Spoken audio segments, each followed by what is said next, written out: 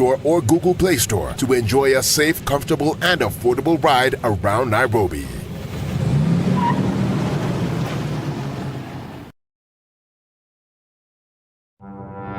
There are so many people peddling what is false and that it bears remarkable resemblance to what is true. Politicians have their agenda, and their agenda is to use every opportunity to sell that agenda and to loot this nation.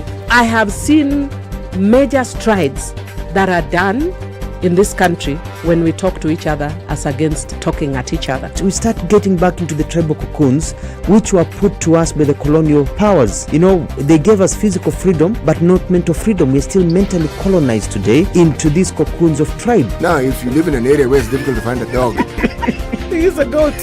I kid you not. in which part of this country is it difficult to find a dog? So that you resort. Afande umbo yako iko na hii ni umba special. This is the Situation Room, the only way to start your day. 102.5 Spice FM, Kisumu. All right, what does Thursday look like on these Nairobi streets? It looks like a little bit of traffic on Mombasa Road, and that has started right around Maradaima, and that is inbound. If we look further on, going towards or coming from Sabaki, then towards the Weybridge, that doesn't look too bad this morning. Hopefully we can settle things as we go through the morning. We're looking at some traffic heading towards North Airport Road today, Lunga, and then also on Jogo Road, a little bit here and there. It's not as jam-packed as it was at this hour at Kamkunji yesterday, but we're going to keep an eye on things. Thika Superhighway looking absolutely beautiful, as does the Southern Bypass this morning. There's the usual dot of traffic on Waiaki Way. Not to forget, your escape route is the Red Hill Link Road. Other parts of the city looking pretty good. We'll take a look at what's happening outside of Nairobi in a bit. Let's talk on SpiceFM KE on Twitter. Text 40127. Thursday morning has started off right. Broadcasting worldwide, Spice FM.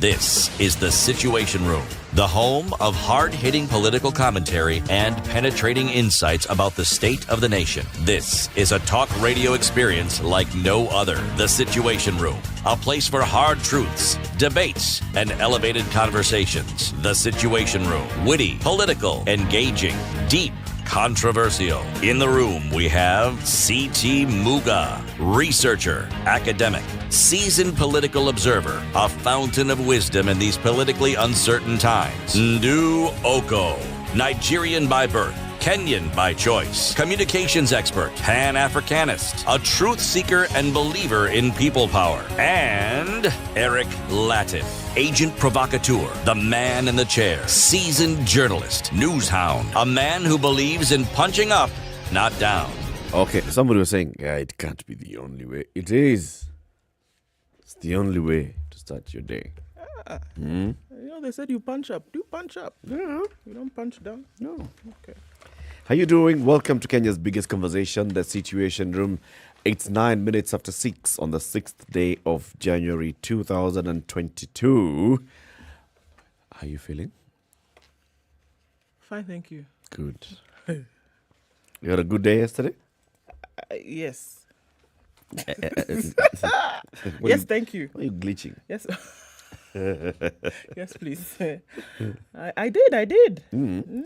Very good. How are you doing? I am very well. Welcome. Asante sana. Tumekukaribisha. Hey. So, just looking at the drama in Parliament yesterday, as they were debating that political parties amendment bill again, back and forth, very many proposals and counter proposals, some proposals accepted, others rejected, blah, blah, blah, blah. Well, we'll be talking about all these things in coming days and the import of what Parliament is trying to do.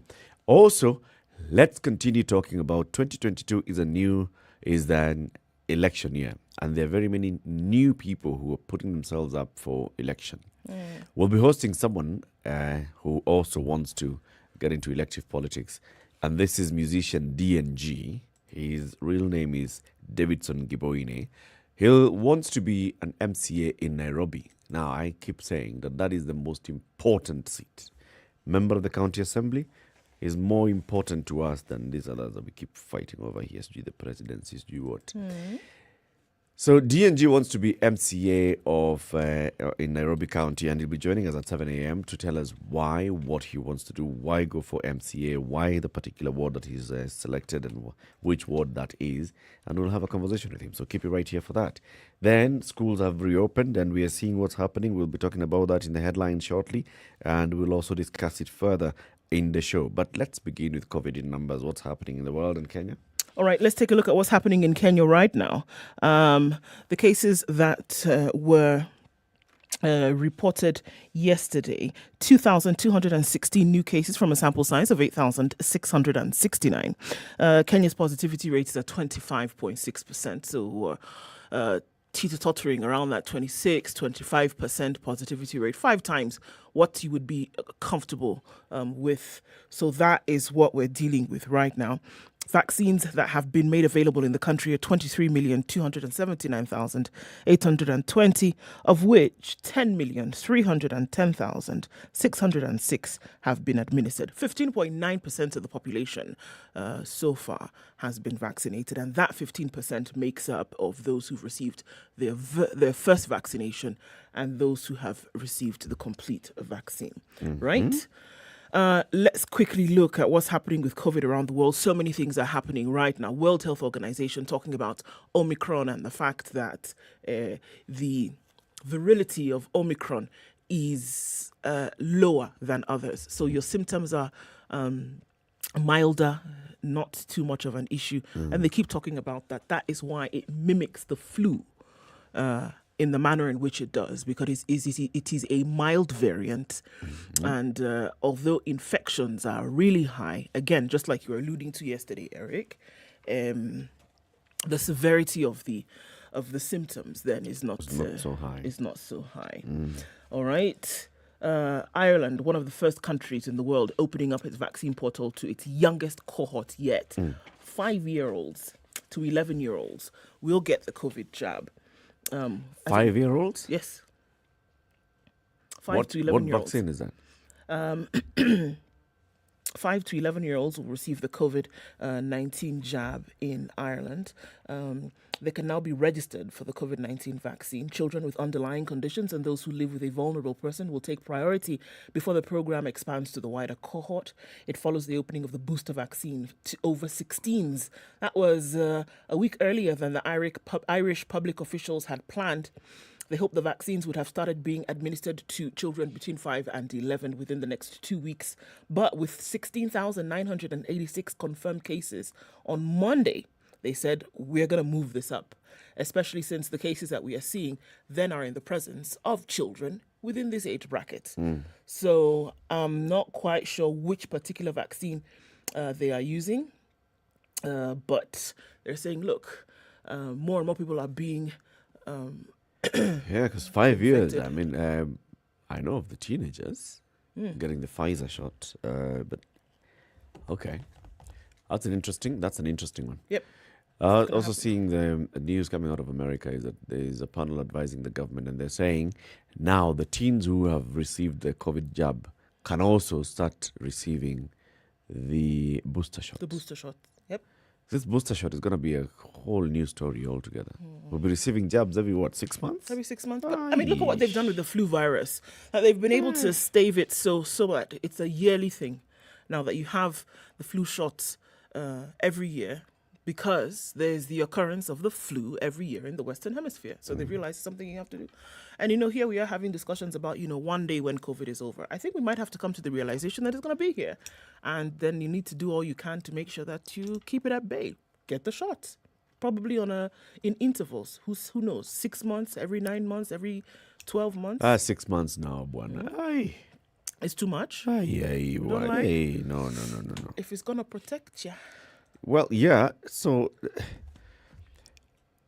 I understand the whole issue of protection. I'm just wondering the whole issue of that high frequency of booster jab. Yeah, every 6 months probably might be. We still don't know whether this thing kind of has any long-lasting effects. We don't know yet.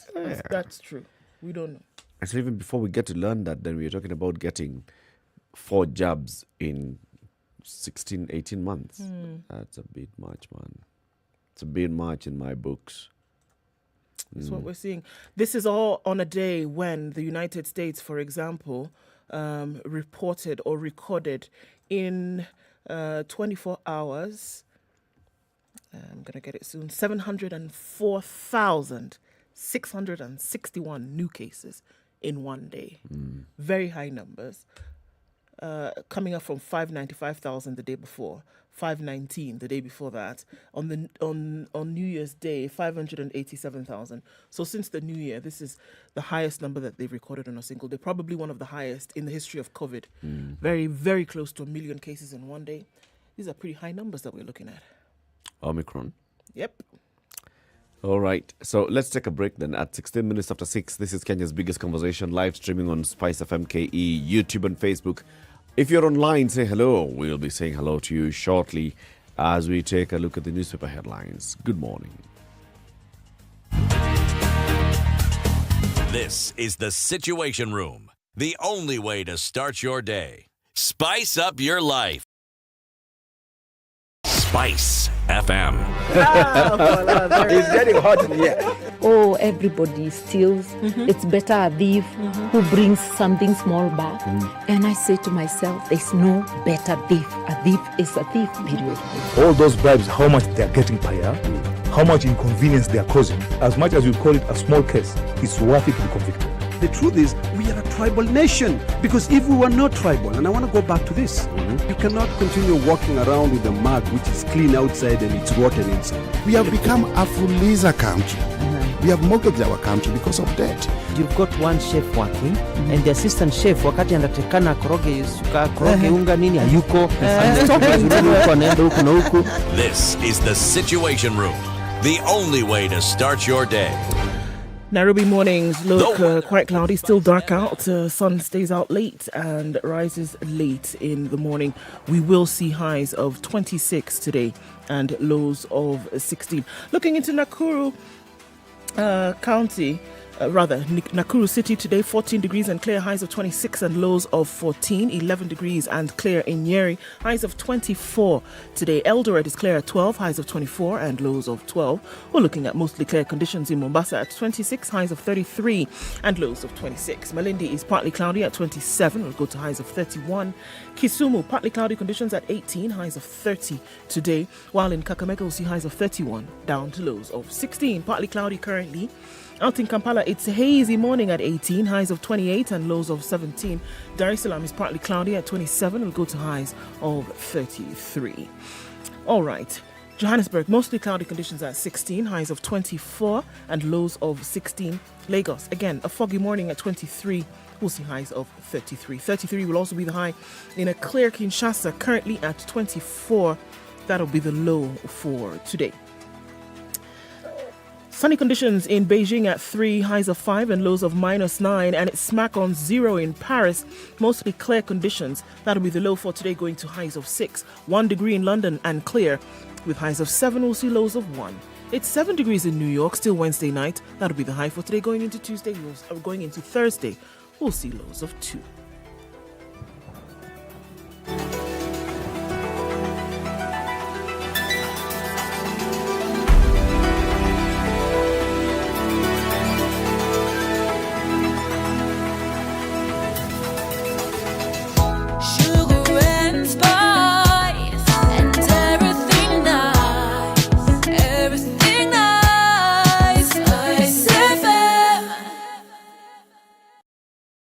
Mature, intelligent talk every morning. Spice up yourself. It's now 20 after 6. Good morning, who's online? Esther Thatsi says good morning. She's tuned in from Kangemi. And listening in from Nanyuki is David, and he says good morning. Now, Peter is tuned in from the Lukanya railway station, and he's waiting for the train carrying Eric Latiff's votes for We Men rep. Yeah. Are you ready? Pitongera. Yeah. You're gonna carry the mantle. Still listening to the ground. Okay, still listening to the ground. How long is the ground taking to talk? Well, the ground talks when it talks. Okay. So You don't hurry the ground.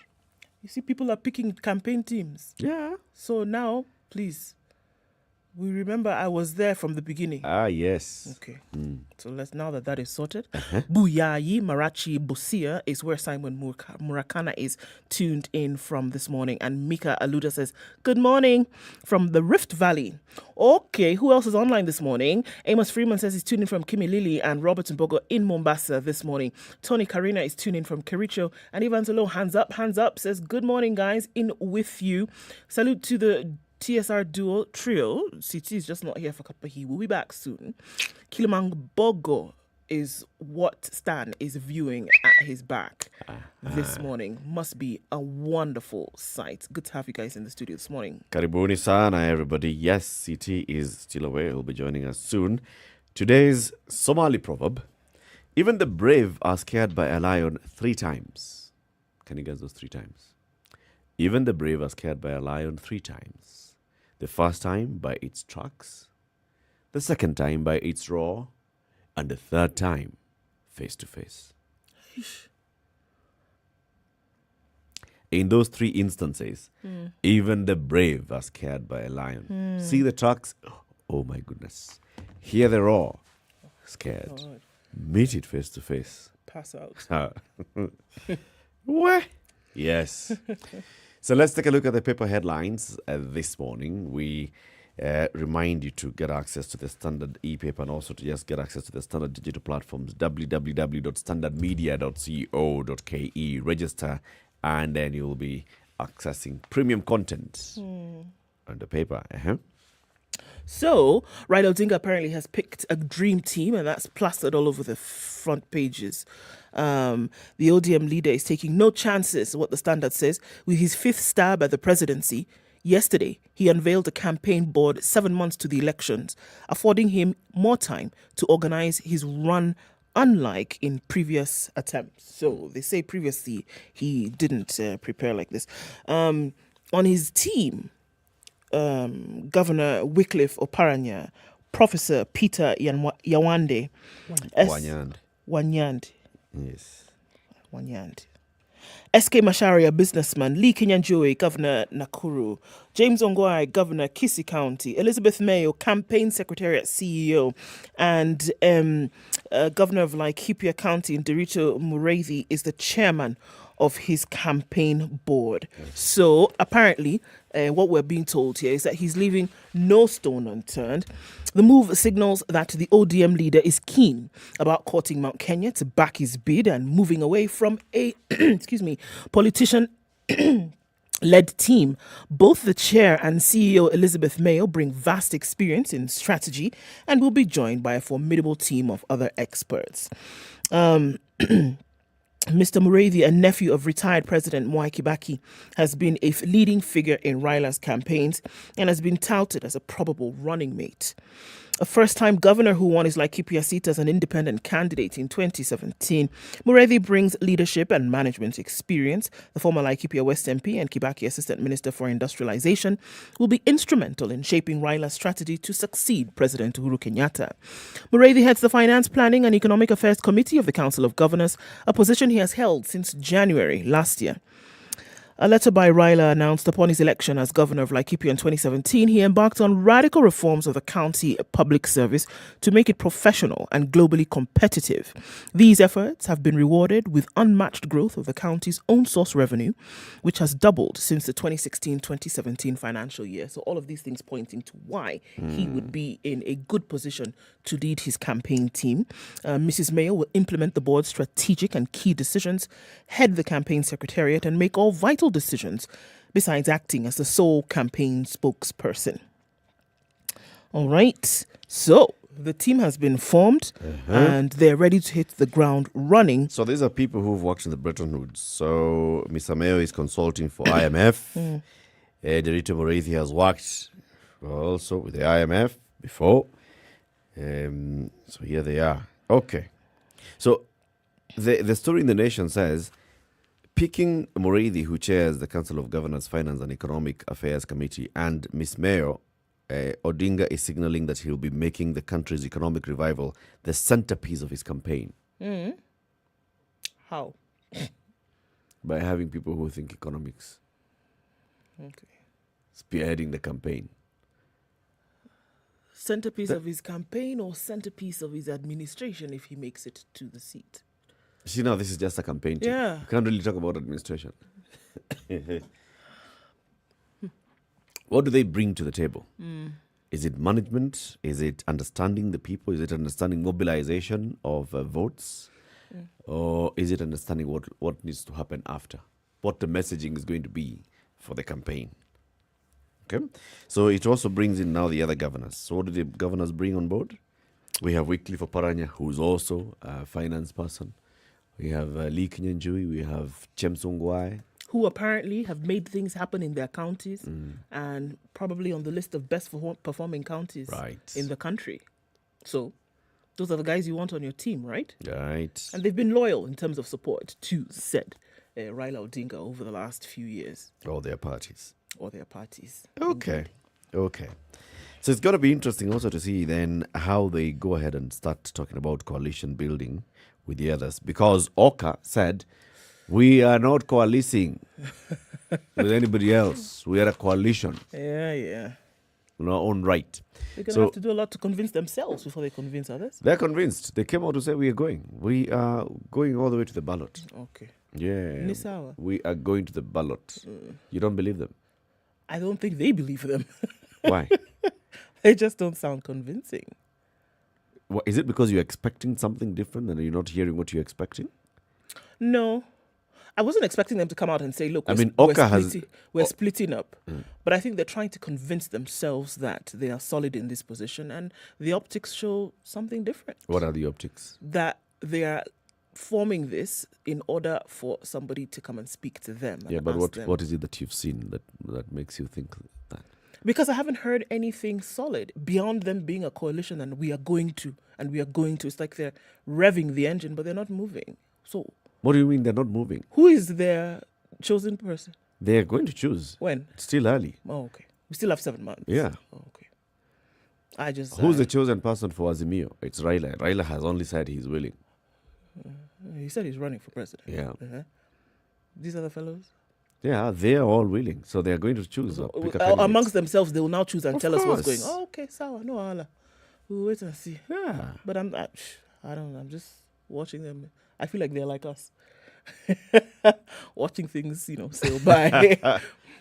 Okoh leaders have been meeting and they've been saying, okay, so Kalonzo Musyoka, Moses Wetangula, Musalia Mudavadi, Gideon Moi, I've seen now Cyrus Jirongo is also among them. Yesterday's press conference was also attended by former Speaker Kenneth Marende. And they said, we are all of us are interested. We are going as a unit. We shall pick up from amongst ourselves who's going to be the flag bearer and what else we're going to do, but we are working as a team. Nisawa. We will be on the ballot. We will represent another force. Stop calling us donkey. Who called them donkey? That's what I was saying. You're talking about your media is priming this like it's a 2-horse race. No. Right. No. We're also a horse. There are many horses in the race. Okay. Let's wait and see. Nisawa. Let's wait and see. It'll be good for them to go all the way. Yes, anyway. It would. It would be good to have another entrant into this competition. Yeah. Come on. It's coming up to 6:30. Time for us to take a break. Take a look at the traffic as we look at other stories in the papers. Good morning.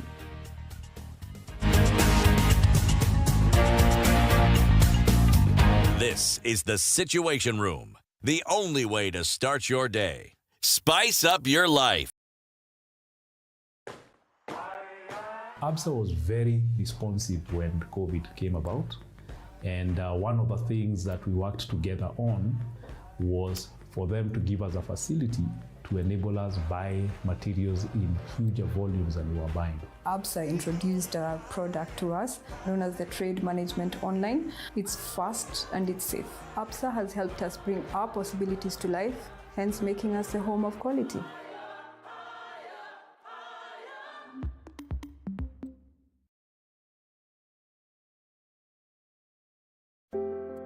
What makes a man? I had an advertising job that was toxic. It was difficult. I'm not saying the people were toxic. I don't think anyone is inherently toxic. Don't ever let someone's perception of you become your reality. How do we navigate through career, family, and life? I was an average kid. I wasn't a poor student. Examining what defines a man. We derive our identity as men based on external factors, on things that people can be able to see. A space for men to open their experiences and more. Starting Thursday, 18th November on the Standard Digital YouTube and Facebook page. Hosted by Eric Latiff.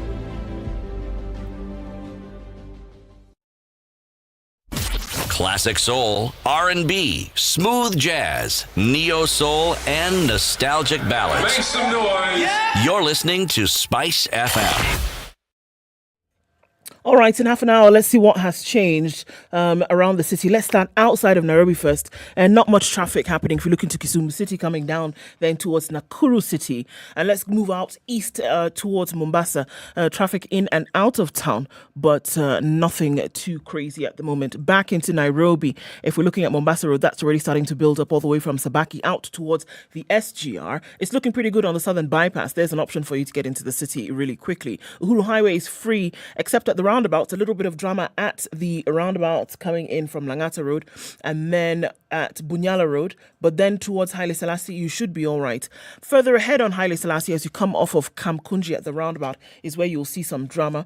We're looking at coming off Raila Odinga Way, then towards Gong Road is where you have a little bit of traffic. Muranga Road out towards the northern part of the city is also building up, and we're looking at some traffic right around Kiambu Road coming off of Thika Super Highway. But as far as the Thika Super Highway is concerned, no traffic this morning. Looks pretty good. In and out in 60 seconds. Don't try that at home. Juja Road also building up some this morning. Keep an eye on things. Let us know what you see. Coming out of Westlands, guys, you want to use the Red Hill Link Road. It will take you where you're going a lot quicker than sticking in that Wayaki Way traffic. Let's talk, shall we? On SpiceFM KE on Twitter. Text 40127.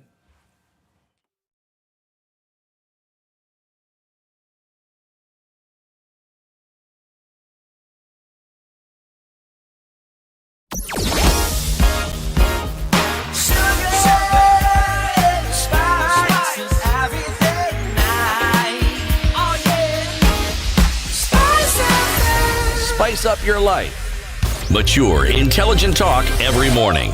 Spice up yourself. All right, as we continue, 27 minutes to 7, that story from Lamu and what's happening in Lamu. Mm-hmm. So the Interior Cabinet Secretary, Dr. Fred Matiang'i, yesterday declared those parts as disturbed and ordered a dusk to dawn curfew for 30 days, effective yesterday. Those areas are Majembeni, Ndamwe, Nkunumbi, Pandanguo, Binde, Warinde, Witu, and Hamasi, Bomani, Pongwe, Mpeketoni, Bahari, and Mapenya in Lamu West Sub-County, as well as Hindi in Lamu Central. So all these areas are the ones that are experiencing this spate of insecurity, which is leaning more and more now towards land dispute, not the Al-Shabaab. Coast Regional Coordinator John Elungata says land and ethnic disputes could also be playing a role in what we are witnessing in Lamu. He said, if someone is in your land and there's a problem, do not kill. Follow the right procedure. This is when he was visiting the violence-scarred county. He advised residents to work with security agencies and share information that could lead to the arrest of perpetrators of the violence. Now, when you see it coming like that, imagine an issue of land where people are tied and their throats slit, where the businesses are torched and the people themselves are torched in buildings, where people are shot in the head just because of land. Yeah, we always just put that tag on it and we slap it and say land is an emotive issue in this country. But I think it's a lot more than that, because when you have death occurring in such a manner, such a violent, gruesome death, over land, so you know now just how emotive it is, and that maybe emotive is just not even an adequate description of how bad it really is, that people will do anything until the point of take life to either secure or get this land because it's the only thing that you can hold on to for future gain. There's a problem. And so you start to ask a question, is there not enough to go around? And what is available, is it too expensive that people are not able to get a hold of? Ancestral land has been overtaken by other things. I mean, people have lost land because of very many things, because of development and otherwise. We saw in a story the other day that with the death of Sir Charles and John Jones, some people then lost any claim that they would ever have on 60,000 acres of land that had been in legal dispute over the last 40 years. And with his death, almost as though their ancestral land, whatever they spent money on many, many years ago, as far back as 1973, then is lost with his death. These are people who will then cry for the next 10 years because then they have nothing to hold on to. This is what we are seeing here.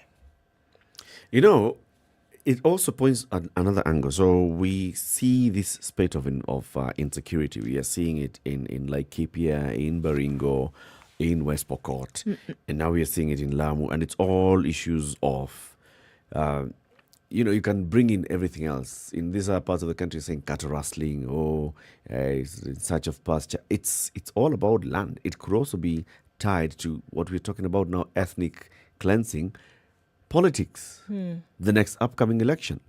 If the marauding gang that attacked these villages took off and went back into Boni Forest, if they came and were armed with guns, it means that the people who are actually perpetrating this violence here have links. Yeah. They have links to the criminal gangs operating out of Boni Forest, whom we've always been thinking are Al-Shabaab. Maybe they're not even Al-Shabaab. Or if they're Al-Shabaab, then the Al-Shabaab have some serious local people. Absolutely. Who are facilitating them, who are helping them, Yeah. who then use them also for this particular game.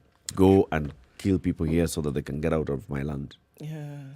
So they're being used then as a tool of persuasion in this case.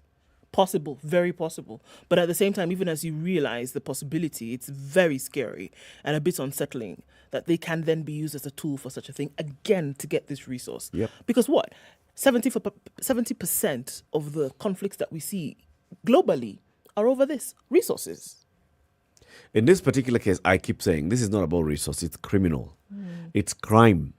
The people who arm the people in Laikipia to go and attack others in their farms, those are criminals. It's not about resources at all.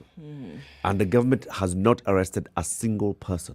Because they know who they are. In Laikipia. They have not arrested a single person in West Pokot, in Baringo, because they know who they are. They are not going to arrest anybody now.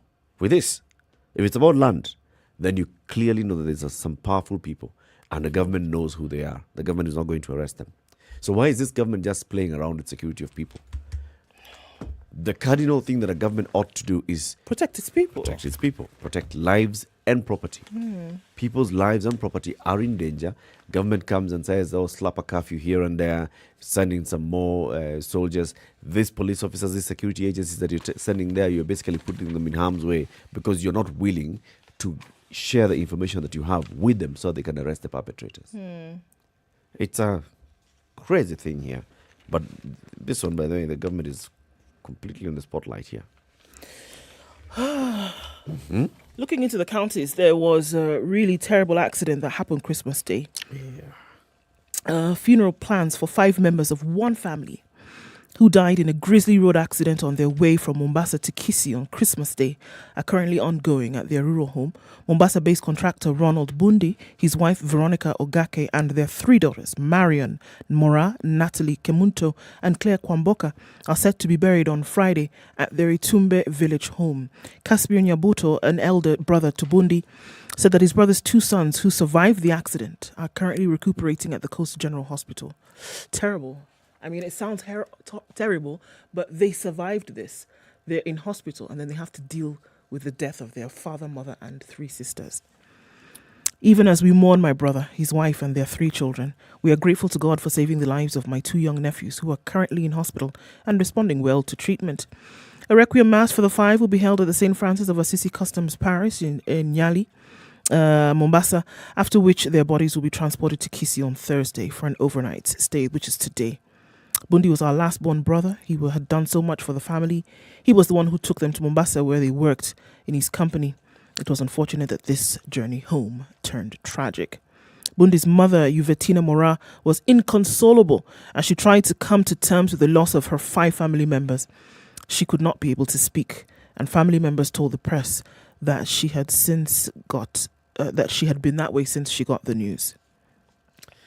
They were killed on the spot in the accident that occurred at the Ngwata area in Makinon, near Voi town, while on their way to Kisii. The eldest daughter, Marion, died a week later while undergoing treatment in hospital. It's such a sad story, really. Because even these 2 boys, apparently when they were going for the mass, they were brought in an ambulance to attend the service, and then they were taken back to hospital. It's horrific. Father, mother, 3 sisters. Terrible. Dead. I can't. And these are 2 young boys who don't even know, they're not even comprehending what's happened. It is so sad. And the circumstances as well of how the accident happened, head-on collision, speeding car. Yeah, I mean, car burst into flames. And it really sounds maybe unnecessary, but that it didn't need to happen. That somebody could have waited a minute or 2 to allow a vehicle pass or slow down significantly. This would not have happened. It's another one of those unnecessary things. And now 5 lives have been lost. It's the way you see people just, cutting it too close when you're overtaking. So you can see this car coming and then you're like, okay, I'm going to make it. Can I make it? And What's the point? It happens all the time on the road when you're driving and you're asking yourself, okay, really, do I need to get there? Condolences to the family. Indeed. So, schools have reopened and fires have resumed.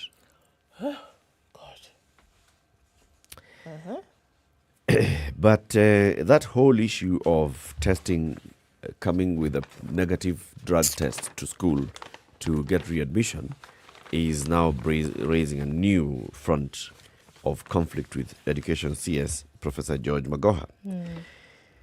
Parents, teachers, lawyers, and counseling psychologists have expressed shock at the ongoing forced testing of children, with indications that the matter might be headed to court. Experts argue that the exercise that began at Maranda School in Siaya County, and which has been backed by Professor Magoha, is an abuse of children's rights and an affront to privacy of the learners. Lawyer Ken Echesa said the matter would land in court. The exercise violates various sections of the Constitution that touch on right to privacy, children's rights, and discrimination, and they must be stopped. It is a necessary intrusion on children's lives. He says mandatory tests, even with negative results, would likely affect children's behavior and character. The government should engage parents and children to voluntarily participate in the exercise. It must be aimed at helping children, not to victimize the children, he says.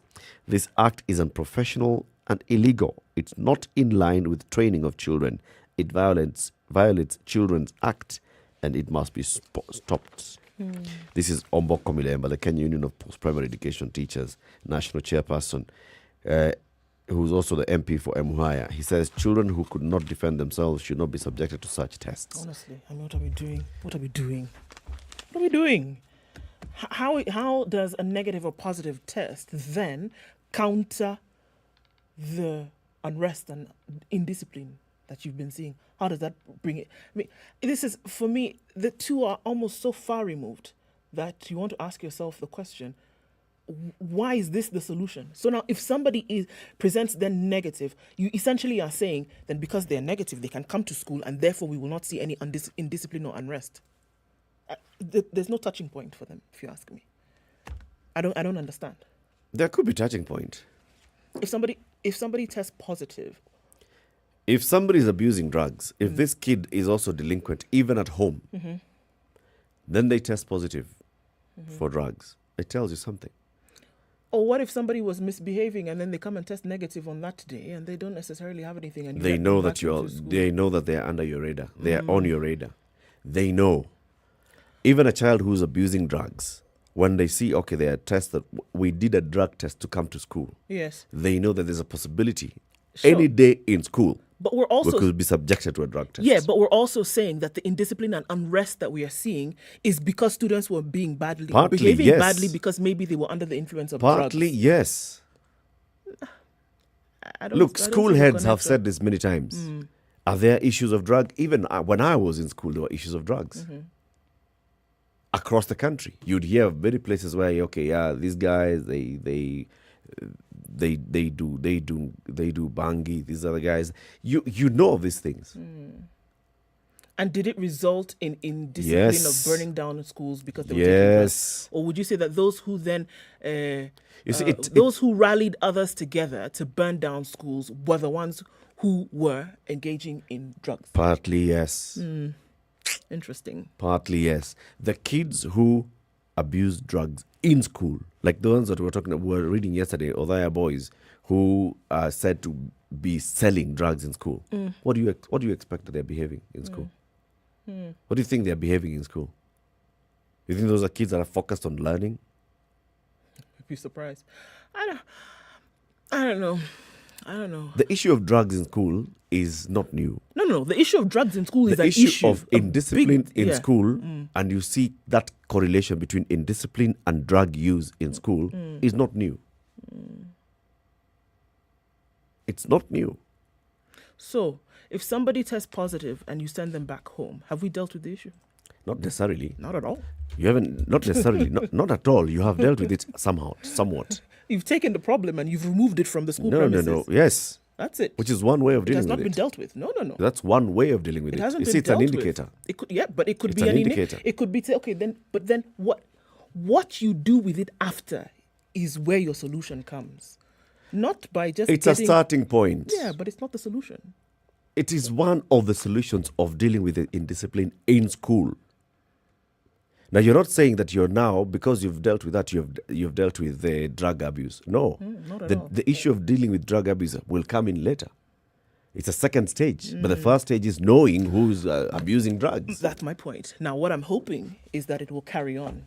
But what you're trying to do is saying, get rid of the bad elements in this institution. Yes. And then And let's we know move them. on. We know them in the society. The next thing, now that we know that these people are not in school, why are you not in school? It's because you were not admitted. Why were you not admitted?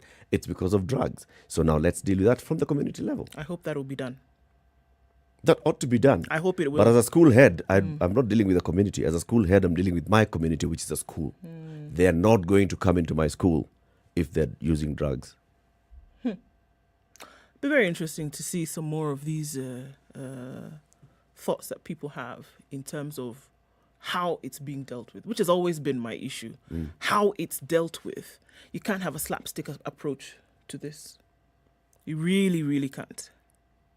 We'll talk about this in greater detail at 8 o'clock, where we also now seek to understand. So the whole issue of drugs, and now we bring in the issue of rights, children's rights. Is this really an infringement to privacy? Is this unconstitutional? Is it is it abusing the children's rights? A big one. In the meantime, all Form 2 students in Miranda High School are yet to report back for the third term following the December 5th fire that destroyed a dormitory. A spot check yesterday revealed that the school was conducting a rigorous readmission exercise for other students after the troubled second term that saw 2 arson incidents, one of which culminated in the burning of Bozowino dormitory. So the Form 2s are not going home. are not going back to school until their dorm is repaired. So the repair works for the dormitory are not yet complete, so those ones will stay a bit longer at home until this is done, and then they'll report back to school. I just see these delays for whatever reason. The indiscipline, all these other details means that there will still be some suffering on part of particular students because as it is, the term is already short. A normal 14-week term is a 9-week term, right? Currently, it's usually 14 weeks. You go to school from January till about April, right? That now the term is ending on the 4th of March. Yep. And already there are these delays. They should have been in school already a week. And for example, them until that dorm is complete could be another couple of weeks. So they're only going to be in school for 6 weeks. Yep. They have to cover, the syllabus that will be taught in that time. Yep. It'll be a delay. It doesn't look good at all. Unfortunately, It really doesn't. they burnt the dorm. Some who have to stay home didn't.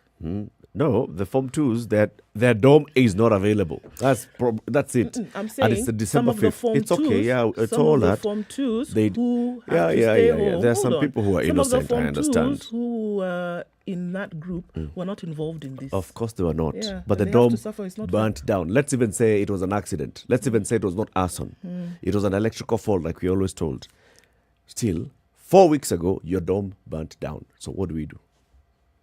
Yeah, but we're not It's arguing. only 4 weeks. I'm saying, no, but it was a short term. Yes. That is my point. It was already a short term. It's not a contention of argument. It was a short term. It is being made shorter. The syllabus still needs to be covered. It's going to be a difficult time. It'll be tough. Tough times ahead for everybody. Shall we take a quick one? Mm-hmm. And then we look at other headlines in the papers. Good morning. It's 10 minutes to 7. Wherever you are tuned in, we thank you very much for watching Spice FM KE on YouTube or Facebook, or tuning in to Spice FM around the country, Nairobi, Mombasa, Kisumu, Nakuru, Eldoret, Nyeri, or Malindi. This is the Situation Room. We'll be back shortly.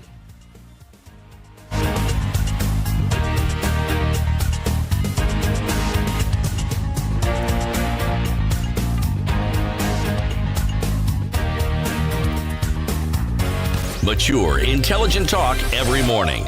Spice up yourself.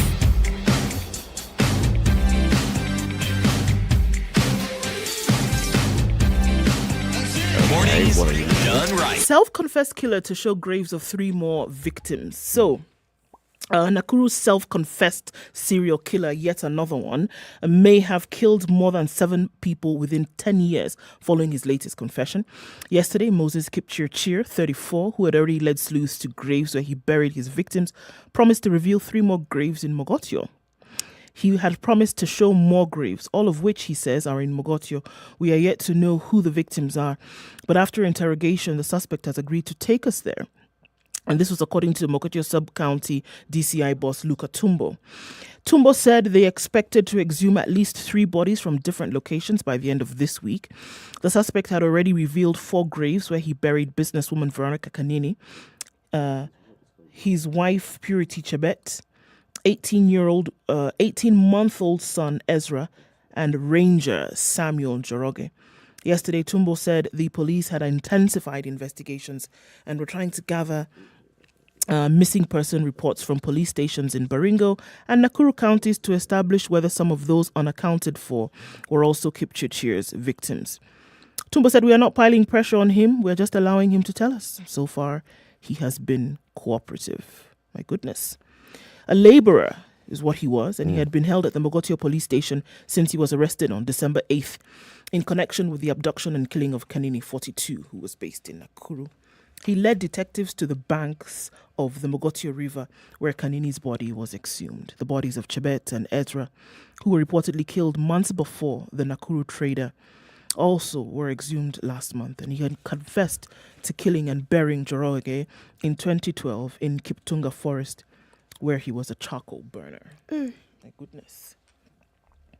In all these stories, has he said what makes him kill the people? No, not really. I mean, what makes him? How does he identify? He lures people away to wherever he wants, and then demands money from them. And after some time, threatens to kill them, and ends up doing just so, and then disappears them. And others is demanding money. Yeah, some others is demanding money. Some he had assaulted previously. One specifically he had assaulted. We're not quite sure if it was rape or otherwise. And because he was afraid then that he would be taken to the authorities because of what he had done to her, he then killed her. And this was his supposed wife. And it's like a way of getting back, because like, listen to this particular one. A hawker who had treated Kipchirchir as a close confidant who would help her attract more clients was killed when she least expected. In his confession, he said the 42-year-old Kanini had been so close to him that he would pay her fares to and from Mogotio. He said she later started ignoring him, so he hatched a plot to eliminate her. Just because, and I'm going to assume, like you don't matter. He lured Kanini on November 12, 2020 by informing her that a customer needed seat covers. She agreed to proceed to the tomato farm where he was near the Molo River. Kipchirchir then demanded that she pay 9,800, the sums that he had been giving her for fare and other expenses. Return my money. I have paid for you fare that day. Total 9,800. I want my money back. And basically... And threatened to kill her if didn't. Yes. Sheesh. These are very bizarre things that are taking place. Quite bizarre. Another bizarre one is police are searching for a 26-year-old man who assaulted his mother with a panga and injured 3 other people, citing lack of parental love. Oh, Lord. The man is accused of attacking his mother at Mombasa village, Kadola sub-county in Homa Bay. She sustained serious cuts on her thighs and hands on Monday. He claims that the mother loved his sister more than him. Incident began when the man was assaulting his sister at home before his father intervened to stop him. Man was beating his sister. Father says, "Come on, stop it." But he managed to push his father away. When his mother saw him attacking his father, she also intervened to stop him, but he turned on her with a machete, leaving her serious injuries before fleeing. But can you see the trend here? And I know that CT had said previously, he said, just the same way we talk about COVID-19, something that has taken the world by storm. Yep. On a daily basis, we need to talk about this mental health issue. Yep. Because it is taking the country by storm, whether we want to admit it or not. Look at this self-confess. Do you know, pardon the play, but do you know the level of crazy somebody needs to have attained to be able to sit and very calmly tell you how he has taken life from 3, 4, 5 people, walk you to the place where he has murdered someone and buried them? Do you know how he, and until the police are even telling you, yeah, we're not pushing him, very calmly will he tell us how he killed this person, what he did, where they were buried, the reasons why he did it. And he's giving them all of this information. This one, looking for parental love from his mother, doesn't get it and then decides to kill. Imagine. What are we, and still choose not to do anything about it. We're not addressing it as we should. I really wonder what happens to those sheets of paper, because now apparently if you go to a medical facility, and I don't know if it's across board, you go to a medical facility and you're done with your consultation or whatever it may be, they give you a slip of paper to ask you if you're feeling anxious or things like this. I really wonder then what is done with those pieces of paper after. Yeah. And is it across board? Is it in every facility? Or was it part of this task force's fact-finding at the point? We have a serious mental health issue in the country. And we are seeing this, manifesting in very many ways where people are dying. People are dying. People are maimed. That needn't die. People are maimed. We can say very many things, but it is happening, and we need to find ways of addressing this, find ways of dealing with this. Keep it right here for more conversations coming up. In the next hour, we speak to somebody who is a politician, wants to be a member of the County Assembly of Nairobi. He is a musician. His name is Davidson Giboini, DNG. So what does DNG want to do? He wants to be the MCA for Woodley Kenyatta Golf Course Ward. That is a ward, the Woodley Kenyatta Golf Course Ward. That should be in Langata constituency. Or is it Kibra constituency? So the other side. He'll tell us which of those two constituencies in Nairobi and why he wants to be a member of the County Assembly, and also the importance of the County Assembly in our daily lives. A very good morning to you. It's now 7 a.m.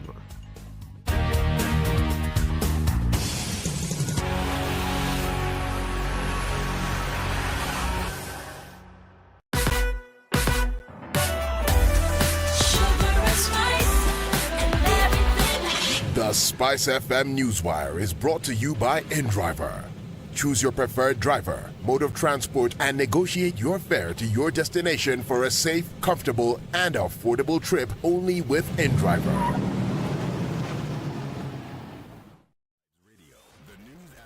The latest news from around the world. 94.4 Spice FM.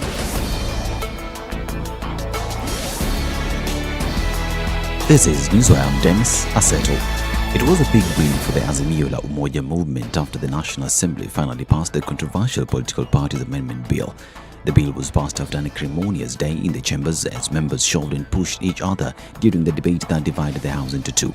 Majority Leader Amos Kimunya was polite even as he celebrated the win, thanking members of both sides for turning up in large numbers to debate the bill despite the fact that it was a holiday. Kimunya, however, defended any notion that the bill had not gone through the necessary public participation. Minority Whip and Suna East County MP Junaid Mohammed, however, did not mince his words, castigating opponents of the bill, despite the fact that none of the amendments proposed by United Democratic Alliance leading MPs was carried. Garissa Township MP Eden Duale was bullish, insisting the party is still the biggest political movement in the country. On the onset, I want to thank our worthy competitors in this House. And we have shown them for the first time that the largest political caucus in this House with 137 members is none other than UDA. Some of us, we will walk with our conscience very high. We will go home, have dinner, shower and sleep.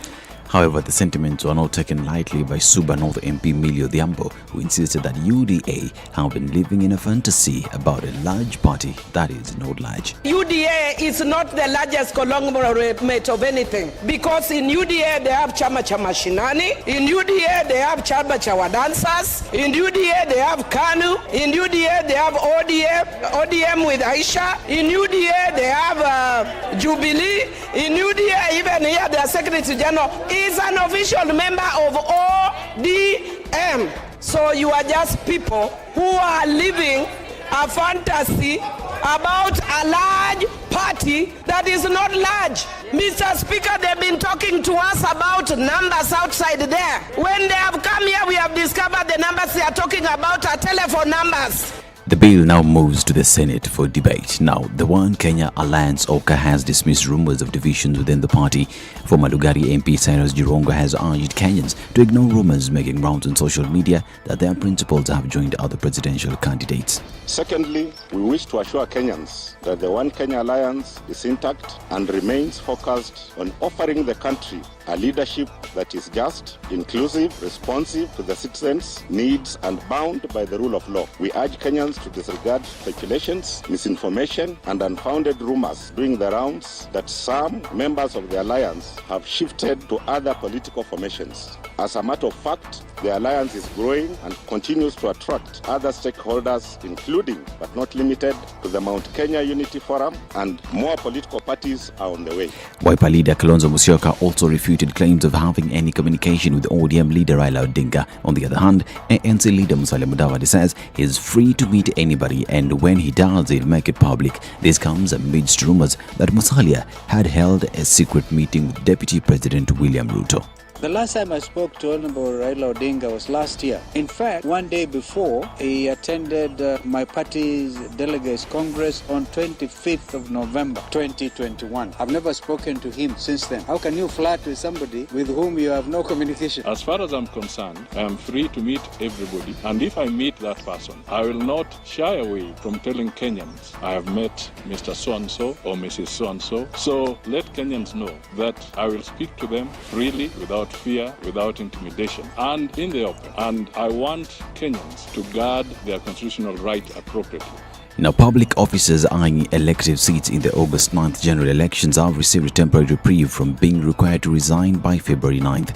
Quitting is required by election law, stating that public officers seeking to contest in the general elections must quit at least 6 months to the polls. However, Judge Monica Mbaru has ordered that the section of the Election Act providing for civil servants mandatory resignation be stayed.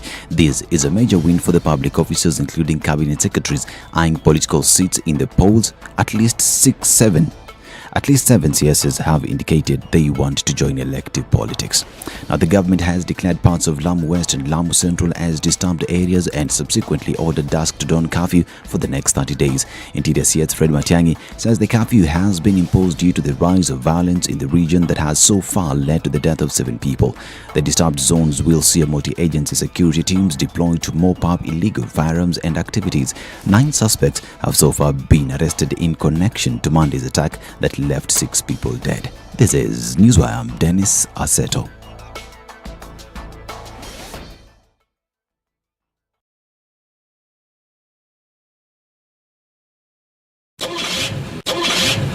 The SpiceFM Newswire is brought to you by InDriver. Download the InDriver app from the App Store or Google Play Store to enjoy a safe, comfortable, and affordable ride around Nairobi.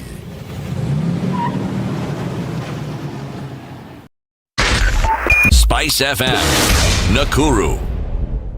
All right, Mombasa Road looks a little bit sticky this morning. We're looking at it coming all the way from Sabaki out then towards the SGR. That Imara stretch is looking quite interesting now. If you're stuck in that, so it's not too bad, but it's already starting to build up. Looking at it and spilling over to North Airport Road, going in that direction. Jogo Road is quite packed as well. Getting into the city right around Kamkunji as you get then onto Haile Selassie. That slows down. Today, it looks like Langata Road will also pack up as it gets towards the roundabout at the Timor. A little bit of traffic as you head towards the roundabout at Raila Odinga Way and then coming off on Gong Road as well. Where you'll see the most action this morning is in the CBD. Coming off of Thika Superhighway, some traffic around Muthui Square, that whole Pangani area. And Limuru Road today is doing the thing all the way from the village market out towards the city. Where is this? Ring Road Westlands. My goodness, stay away if you can. Waiyaki Way as well continues some traffic. What can you do? You can use the Red Hill Link Road to get out of that. James Gishuru also piling up quite some this morning. Let's look at what it looks like in a short while, guys. Talk to us on SpiceFM KE on Twitter. Text 40127.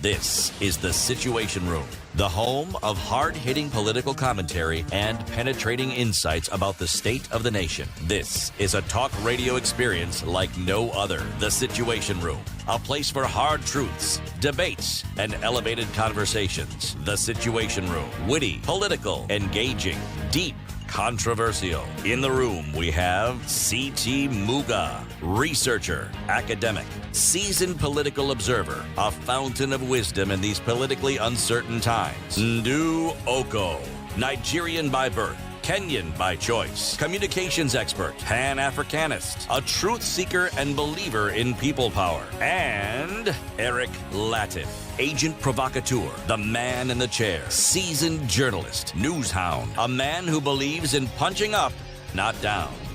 This is The Situation Room, the only way to start your day. Good morning. How are you doing? Welcome to Kenya's biggest conversations. This is the second hour of The Situation Room this morning, broadcasting on SpiceFM and live streaming the show on SpiceFM KE on Facebook and on YouTube. Our colleague C.T. Muga is away, so it's Eric Latiff and Ndu Okoh. And the onus falls on me to give you the day's proverb. It's a Somali proverb. Even the brave are scared by a lion 3 times. Firstly, by its tracks. Again, by its roar. And one last time, face to face. Even the brave, they're scared by a lion 3 times. Mm-hmm. See the tracks? Scare. Hear the roar? Scare. Face to face? Scare. Don't matter. So long as it's a lion. Yeah. What do you think the Somali Wazairs were thinking of when they came up with this proverb? So what? Even the brave? Yeah. So what are they saying? There's going to come a time that something in life will shake you. Doesn't matter who you are. And more than once. So be ready for it. Yeah? Interesting. There's my druid moment for the day. That's an interesting one. Applause. Thank you. Let's introduce our guests to the studio for this hour. And he's a man who is a musician. He is a media personality. He is a hype man. He is very many things. And now he's a politician as well. He wants to be the next member of the county assembly. for Woodley Kenyatta Golf Course Ward in Kibra constituency of Nairobi City County. Davidson DNG Giboine. Yes. Good morning. Good morning to you. Welcome to Kenya's Biggest Conversation. Thank you so much. It's good to have you on the show. And it's good to actually see more and more new faces that are saying, I want to throw my hat in the ring. Yeah. I want to participate in leadership. I want to be part of the change. Mm. So are you joining this so you can be part of the change, or are you joining this so that you can change your, your circumstances? My resume? Yeah, your circumstances, Kabla nikuwe MCA nilikuwa naishi hapa. Well, first and foremost, my theory of change is very clear. And I know that change is possible. In fact, if you look at my campaign slogan, it's pamoja tutabadilisha. And that means that together we can be the change that we seek to see. So for me, it's a calling. And it's been a progressive endeavor because apart from the music and apart from entertainment, apart from events and doing brand activations for leading companies across Kenya, Uganda, Tanzania, I've done quite a bit in terms of development. Mm-hmm. So I have an NGO called 254 Cares, and that's where this all began. And we have 3 initiatives that we run. I have my first baby called the Hustle Yako Initiative, which I began when I was still on radio some years back. And Hustle Yako simply has to do with empowering impact change.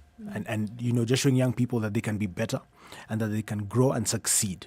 So initial target was youth, obviously, because I'm a young person. And it happened because everywhere I'd go, people would recognize me because of my brand and would ask for money. Mm-hmm. So I realized that even if I was a billionaire, this is not a sustainable way of empowering our people. So I thought about skills development, talent development, taking artists and giving them platforms to showcase their skills, gives talents, dived into sports, dived into media, and, just creating opportunities and just being a source of linkage, connecting the dots for people. Yeah, I need some airplay, put me on, I need a gig, put them onto a club. I'm looking to be a performing artist, connecting people, so that's what I began to do. And then I moved into the sexual reproductive health and rights space simply because of the challenges that young people face, like HIV/AIDS transmission, STIs, unwanted pregnancies, period shame. That's a huge crisis in our community, and just started tackling that. Mm-hmm. And I realized that I know so many people, from donors to partners who manufacture these commodities, that I can make a call to, send a WhatsApp message to, get those commodities and distribute for free. Mm-hmm. It's as simple as that. And then in 2019, I set up a different one called Who's Your Leader on leadership and governance. And if you remember, during the COVID-19 curfew and lockdown, we had a campaign called Unlock Our Country. And I was the vice chair of that movement, One Voice, One People. In fact, I even did some interviews with your sister station, Vibes Radio. And, we're just seeing that it's really unfortunate that Uhuru Kenyatta had to shut down our entertainment industry and many other industries like sports that came on board, hospitality, some media practitioners joined us, creative arts, and did that without considering the economic implication or socio-economic implications for that matter. And for me, that was the last straw of the hat, and I decided, we can do all the activism we want to do, but without having a seat at the table, we cannot really influence and affect policy change. Because what happens if you're from the outside and you're trying to bring change in a system, so to speak, it's like a barking dog barking outside. Think of it this way: you're in a sitting room and you're having a kikao, you're eating your pizza, and you're having your tea, you're watching that soccer game, and there's a dog barking. Will that dog really stop you from doing what you're doing? No. And for if it's barking outside, yeah. No. And in my opinion, that's what activism is. I'm not against it. I'm a strong believer, and I'm still an activist at heart, because I believe that if you see an ill in society, you need to speak up and speak out about it or against it. And I decided, the time for change is now, because we have absolutely no representation as young people. We don't have a voice, and we do need a voice. And even apart from the youth perspective, there's so many other things that are affecting our communities that nobody is talking about. Like from where I come from, Woodley Kenyatta Golf Course, if after this show, if you drive down, you will see heaps and heaps of garbage. In fact, over the festive season, the garbage has increased phenomenally. Like guys do illegal dumping at night. Yeah. So in the morning you come, the heap is bigger. Jana, when I was driving there, because I had a series of meetings with partners, even the guys who dump, one guy, after being paid, they're paid 50-50 bob by different people. They put it in a wheelbarrow or they put it in a mkokoteni. They take it there, dump. So the first thing they do, they buy changa, and the guy had lalad next to the pile, waiting for Johnny for the next cycle of revenue and cycle of garbage. So some of these challenges can be tackled, but nobody is seriously attending to these problems. When you look at sewage, when you look at sanitation, when you look at the cleanliness in our markets, when you look at crime even, as basic as having patrols, man. Because we have police officers. In fact, there's a new police station in Kibra. But where are the patrols? Sure. We have carjackings and gun crime on the rise again. Guys being timed outside estates in my ward. Currently, I'm talking about current challenges. Who's doing something about it? You call for a security meeting, the area leadership do not appear. You call for public participation, for budget allocation, for all the problems we're dealing with, like drainage, like poor, pathetic roads. They don't come. So how are we going to affect the annual development plan or the county integrated development plan for 2022 and beyond? I hear you saying all of these things. Yes. And it's spirited and passionate even as you talk about it, because clearly it's something that you feel. But oftentimes what we've seen, and we have a few examples of young people who have then gotten into positions of leadership and then seem to have gotten lost in the system.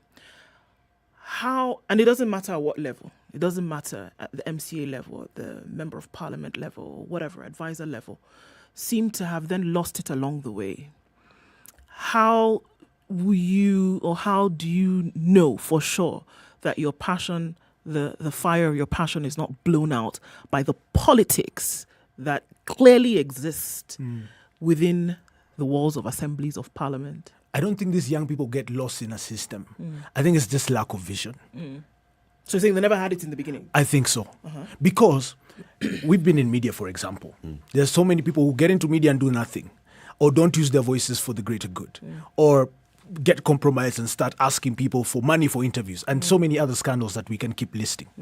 But there are those in that situation who still and are renowned for using their voices and their platforms for the greater good. Yes? So similarly, in politics, there are those who get into it just because they got an opportunity. Because you're famous and you're a star and the president spotted you and you became boys, you started kunyueng pamoja, and then you got a nomination ticket. And that you landed in a position of leadership. There are people who get in like that, miscellaneously. And those are the kind of people I would say, and I will not name names, but do not have the vision. Because if you ask them, what do you want to change? What do you want to achieve? Apart from the jargon, you cannot point anything that they were doing before getting into leadership that had to do with development. And subsequently, you will not see and they will not elicit anything in terms of development after that. So it is up to the voter, and the onus is on the voter to interrogate this person who is vying for this seat, MCA, MP, women rep, etc. What have they done? Who are they? In terms of development, what can they pinpoint and say, Yani, I've helped one student go to school. I have impacted one artist and they went to studio, got a record deal. I have helped at etc, etc, etc. Is the ground interrogating you? Yes, now? they do. In fact, nowadays... What are some of the questions they're asking you? What have you done? What are some of the demands that they're making of you, even before we get to the point where now people are casting a vote? Good question. In fact, our voters have become extremely intelligent. It's not like before. I've done campaigns for the presidency twice.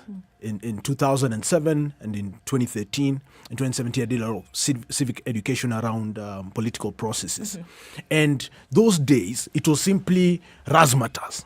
the hype, and that's what we used to sell. You brand these roadshow trucks, cool T-shirts, maze, made of whatever material, dish them out, put some chums together, mobilize, and that's how we used to do campaigns. But today, when you go on ground, because I've been on ground from June last year, just talking to people, tapping into the spirit and the heart and the souls and minds, and trying to understand what do they need and what do they want to see in leaders, and having banter, because it's a co-creative process. And they want to see first, what have you done? So I've spent a lot of time explaining myself, showing them what I've done. And even if you look at my social media platforms, it's very well outlined. So you can be able to click my IG, DNG Kenya, click my community pillars, say 254Ks, and see what I've done under that. Hustle Yako, see what I've done under that. Who's your leader, Punguza, etc. So that's point number one. Point number two, people want to see what you can do for them at the present. So like now, for me, some of my current programs and things I've been doing is, I had a TV platform before we went on air, and I would take 5 artists per week, right? And give them opportunities. Do you know that artists today in Kenya are struggling even to get a USB file accepted by a producer? And a lot of stations are actually commercially charging artists, whether it's chini ya maji or not, to get airplay. So for me, I have an open door policy, and I've had one since I was a presenter in the year 2008, pushing for Kenyan content and pushing for airplay, and empowering artists, to think beyond the superstardom and think, in terms of packaging, branding, monetizing their craft, etc. Apart from that, I've been sponsoring soccer clubs, and I did a soccer tournament called the Grandpa Super Cup. We put together a 1 million Kenya shilling cash prize. And that was, in partnership with other brands, betting companies that I don't think I should mention on air. But, we had a 1 million cash prize tournament. It's the first of its kind in Kibra, perhaps even in Nairobi County. I don't think you can mention any other that has that amount of commercial value, where teams, young people, talented sportsmen and women can, combine their efforts and win that cash, and that's a game changer. Apart from that, I've done a lot in terms of scholarships. In fact, I have a scholarship program where I'm taking 12 students to the University of Nairobi that's supposed to be signed this month, and these are through partners or partnerships. So you leverage your networks. My networks, yes. What else do they ask you?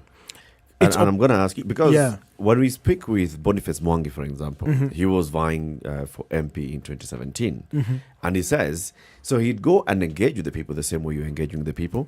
And then some people would ask him, okay, Kijana and Sawa, we hear all those things that you're doing, those things that you've done. So which party are you in? Correct. And are you aligned to so-and-so or so-and-so? If you're with so-and-so, then that's whole thing. You've done very well, but... not yet. Yeah. Those are great questions. Does that come up? I mean, this is Kibra constituency. It does. It does, and I'll be honest about it. In fact, the good thing in my ward, it's a sort of different demographic from the rest of Kibra.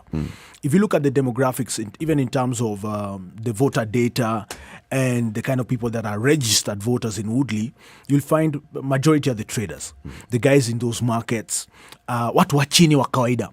And if you know Woodley, Kenyatta Golf Course well, majority of the food in Kibra constituency comes from our market. So it's the Udaya market, it's Toy, it's Jamhuri Shopping Center, it's Kenyatta Market and so on, Adams Market, and the different shops and boutiques and vibandas around that. So it's an economic hub of sorts. You'll find garages, car washes, you'll find salons, anything you want in this city, you can find it in one zone. Yep. And those people are very different from the rest of Kibra, I like to say, because they are already doing something about their lives. So these are people who wamejituma, number one. So the issue is not hopelessness or disillusionment per se. I'm not saying that there are no such issues or no such cases, but you'll find that majority are people who have some sort of income generating activity. It may be extremely small. It may be somebody even selling miwa off a wheelbarrow or a chapo or smoky, but they're in business. So the kind of empowerment they want is economic empowerment. These are not. Are you saying that because of that they are not bothered about your party? No. What I'm saying is that now they're resonating with the kind of party that I am in. And that is to my advantage. My party, I'm with the UDA party. My party's philosophy is the bottom-up economic policy. And what that means, it's the empowerment of the person who is at the very bottom to scale up the economic ladder. That if you are doing biashara of smokies, how can your biashara of smokies grow? If you have one boda, how can you grow this hustle and take your hustle to the next level and get the second boda? And by getting the second boda, you get additional profit, you have more money in the pocket, and you also create empowerment or employment, for another young person. You get, they resonate with that, they appreciate that, and they're ready for that. Apart from that, now, other things they would need is like better developed infrastructure, like the access road network, because if you have better roads, you have customers who are coming into the centers of trade with ease. If you have a cleaner market, where there's no sewage and takataka stinking as you're trying to buy your vegetables, you will have people from far and wide coming to shop.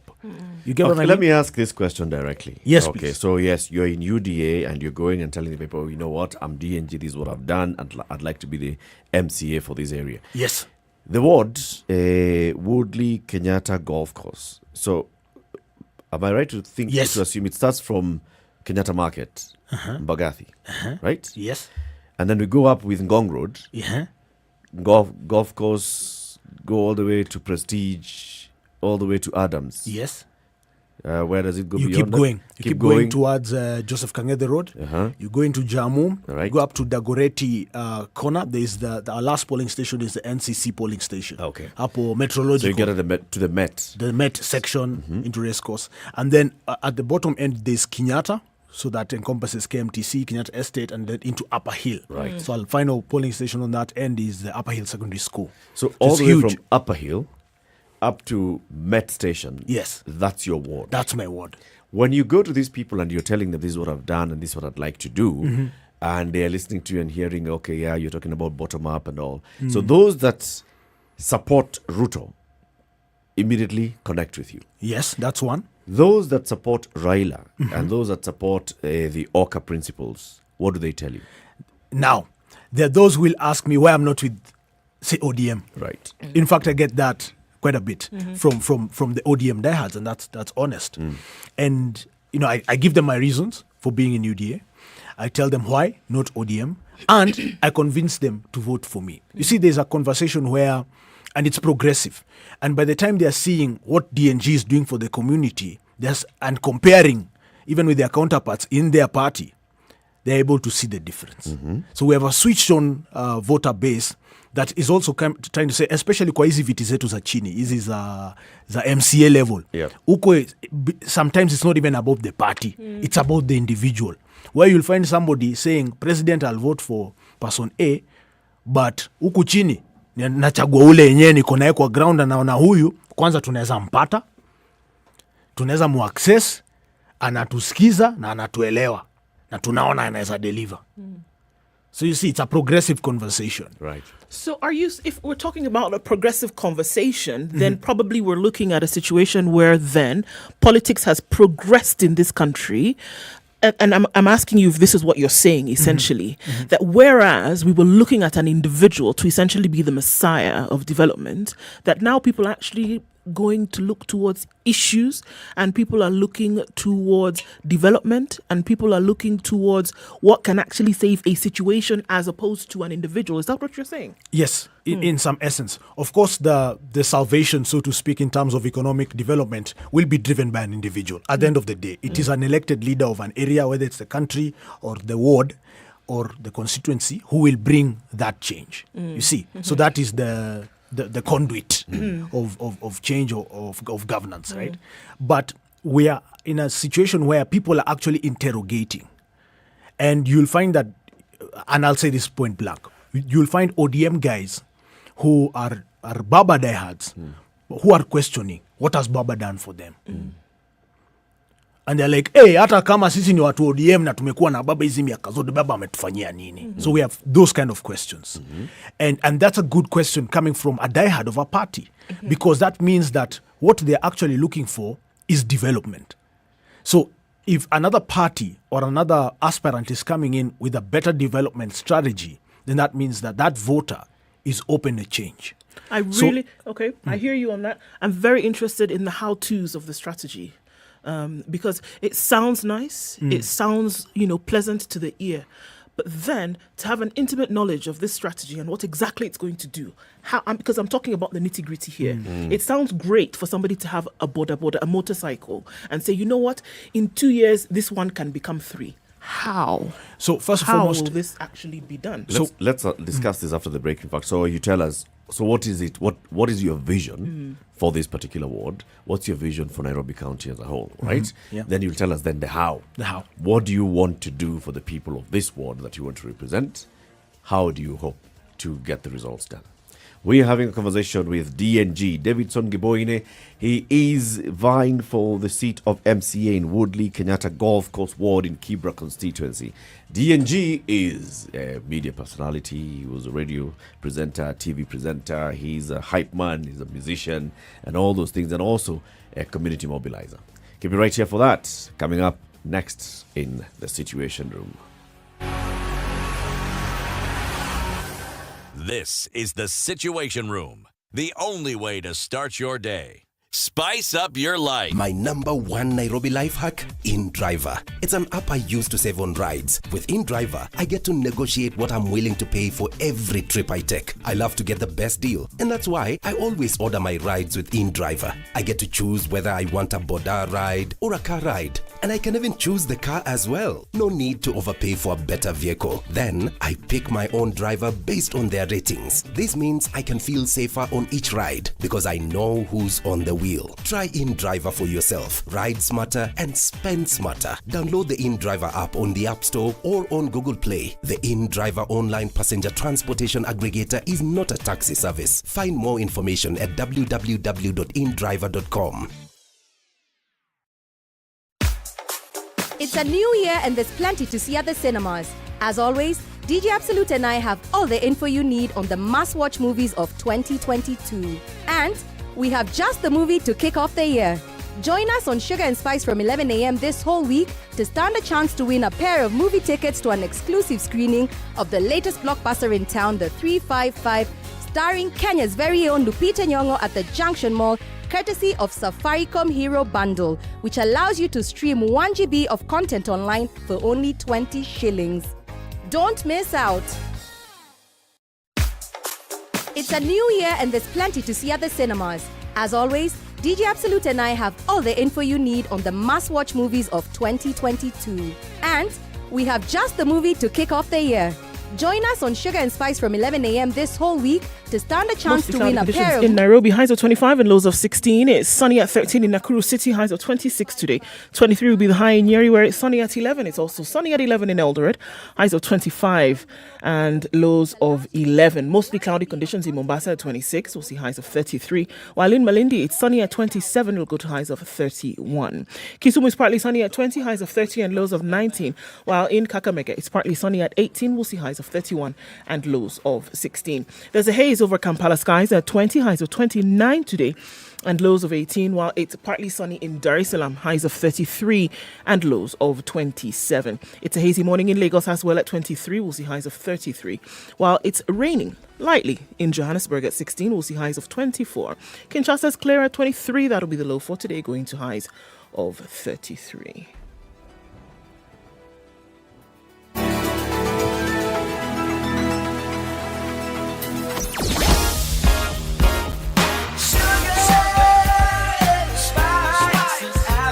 All right, still continues on Mombasa Road this morning, and we're looking at quite a lot of it as you're heading in from the Weybridge area out towards the SGR. So that's moving along slowly. But nothing too much of a headache right now. North Airport Road, as you go then towards spreading over towards Outer Ring, and right at the Donholm railway substation. Some traffic there. Coming in from Kangundo Road as well and joining with Outer Ring, some traffic the eastern side of the city. Let's look at the Thika Superhighway, where that has built up considerably. We have traffic tailing back to Survey, as well as coming off of Kiambu Road this morning. It's quite tight then around Muthaiga Square. Limuru Road, in and outbound traffic is happening here. Parklands, that whole area, Forest Road, then going towards Westlands and into the CBD, quite tight as well. Uhuru Highway building up some. As you get past the Nyayo Stadium roundabout out into the city, we're going to see some more of traffic. We're officially in traffic hour. We'll keep an eye on things as we go along the morning. Talk to us on SpiceFM KE. Let's avoid all accidents and incidents. Text as well on 40127.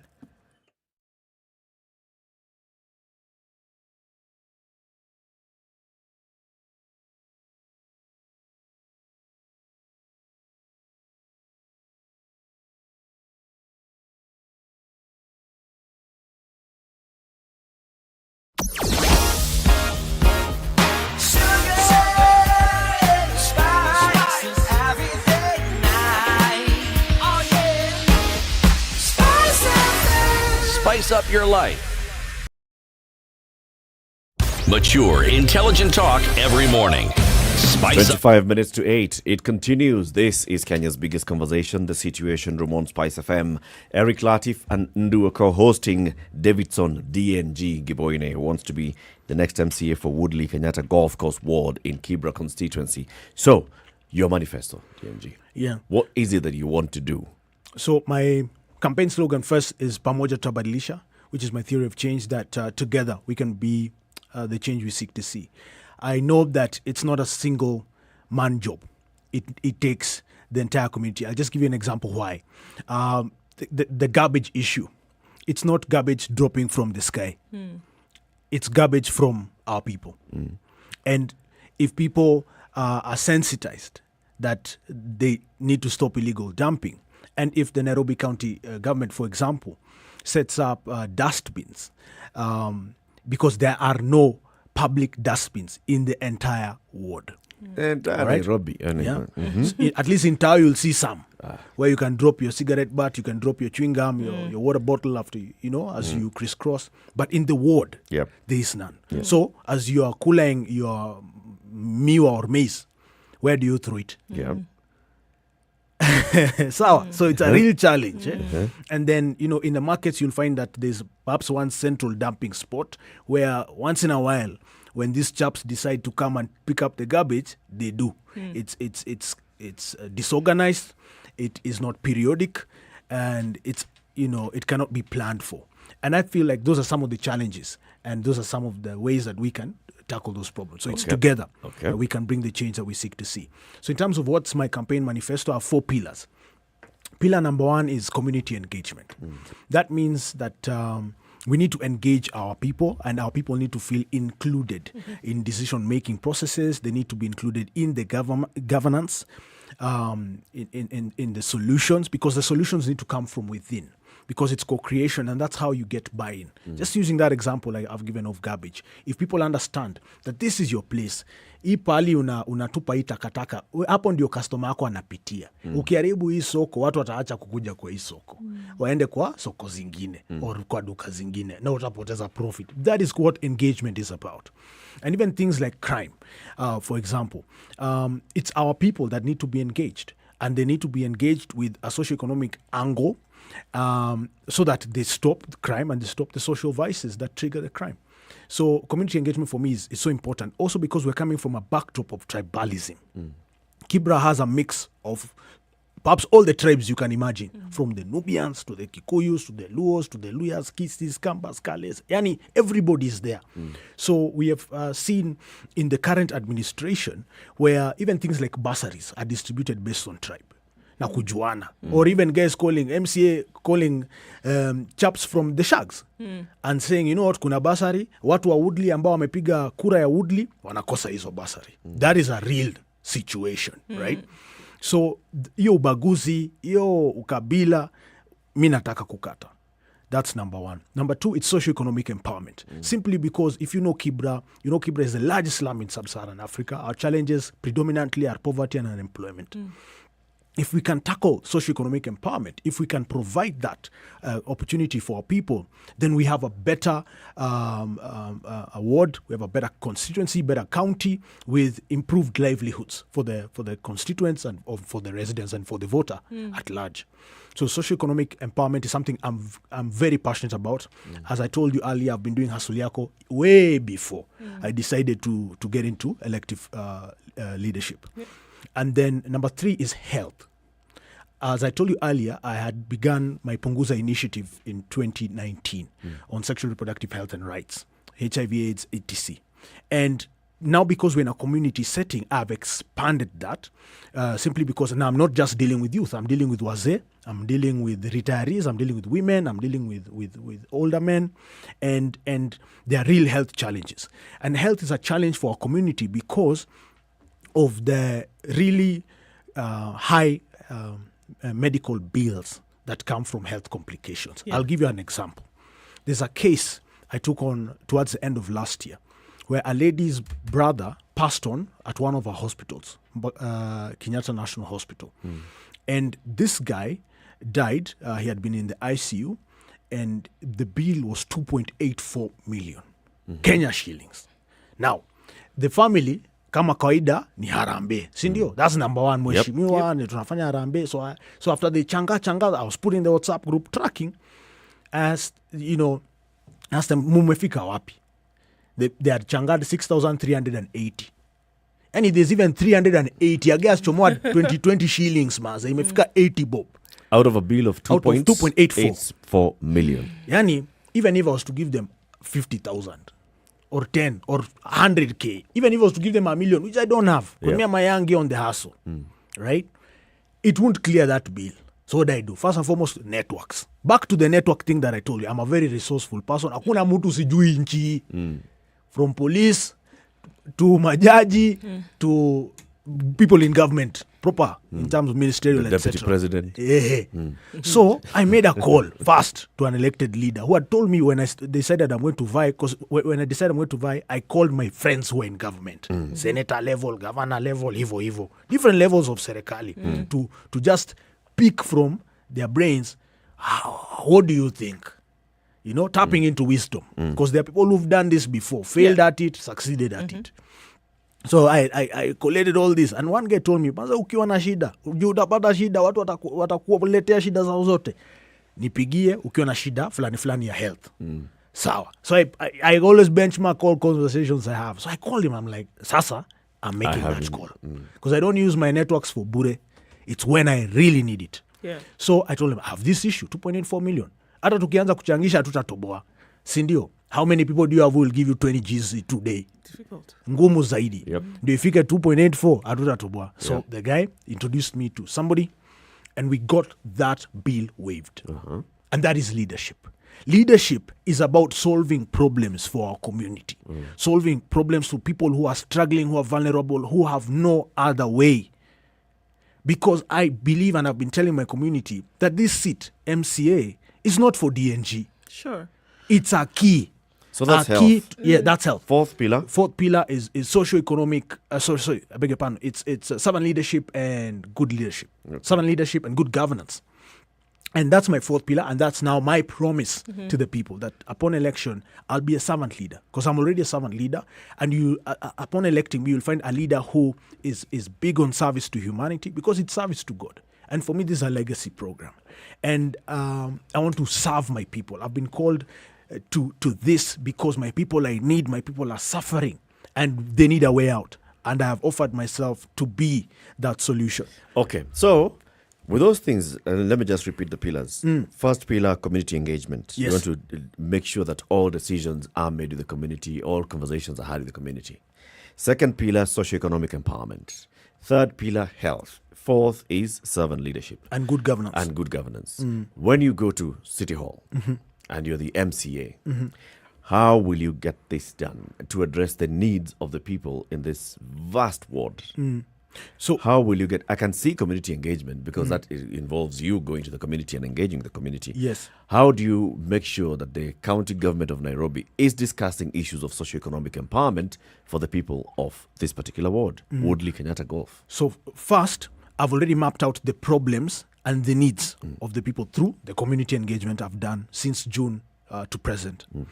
And how it works in the Nairobi County government, there's a budgeting process, because all these things we want to do, from garbage management to security, whether we're saying we're going to have improved lighting, to infrastructure, things like drainage, roads, toilets. Imagine a market like Odaya Market doesn't have toilets. They go to defecate or help themselves at Adams Market. Yani, it's something, perhaps you're listening to me and you're like, it's unbelievable. But believe me, even when I visit... Is it a formal market? It's a formal market. So it's a formally recognized market. Yes, gazetted. Yes, because markets are gazetted. You see, you can't just start a market. Okay. It's gazetted, and they pay the county fees. Yep. And But in fact, they it's don't next to the chief's office. Is there a toilet in the chief's office? No. So no toilet in the chief's office, no toilet in the entire Odaya market. I was there the day before yesterday. Right.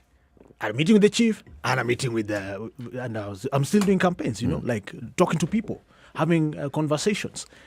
And when I want to use the restroom, I have to go all the way and pay to Adams Market. So those are real problems. So how it works, back to budgeting, because that's a lot of people do not understand where the budgets come from. So budgets are done beforehand. So there's the annual development plan for the county that is done every year. So every year they look at what are the issues, what needs to be prioritized, what needs to be factored in, what needs to be delivered for the people. And it's done per ward, per sub-county, totaling to the 17 sub-counties in Nairobi County to the 85 wards in Nairobi County. Then there are the county integrated development plans, CIDPs. So CIDPs are done every 5 years. So like now we have a CIDP for 2018 to 2022.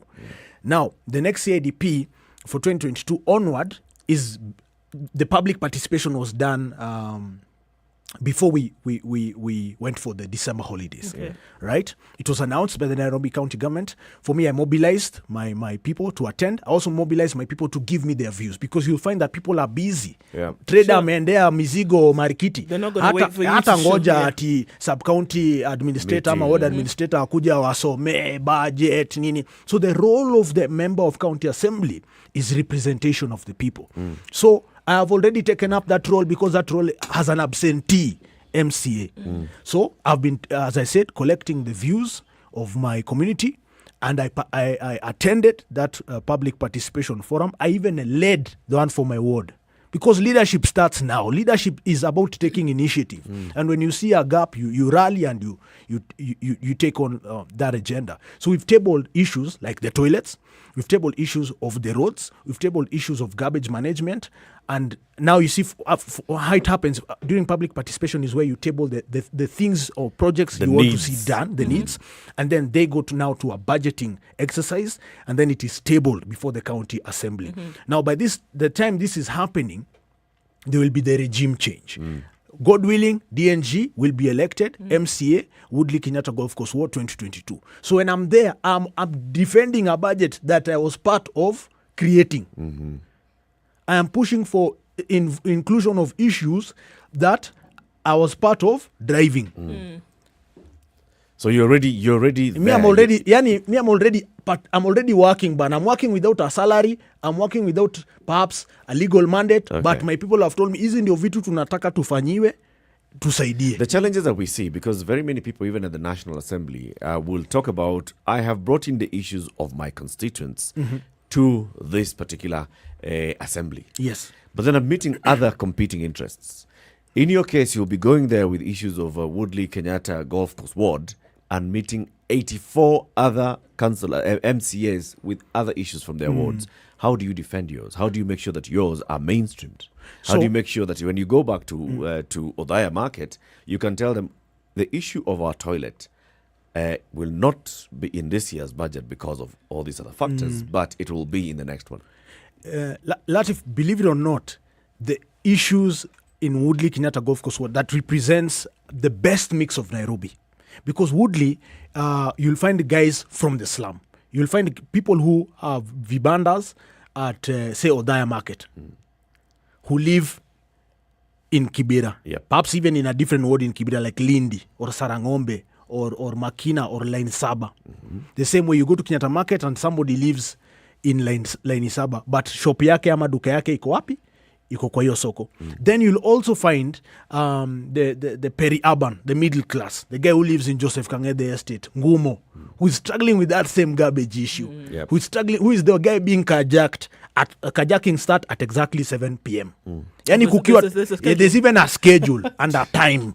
And there's an area where carjacking ziko. Pahali hakuna soko, ndio pahali wezi wako. Did you know that? Yeah. Pahali watu ni wengi hakuna wizi, utapigwa na utachomwa. Lakini pahali kuna kagiza Secluded kidogo, areas. secluded, unapigiwa. Mushai Drive. The area from Sunview Estate going to Mimosa Court. Hapo ni moto.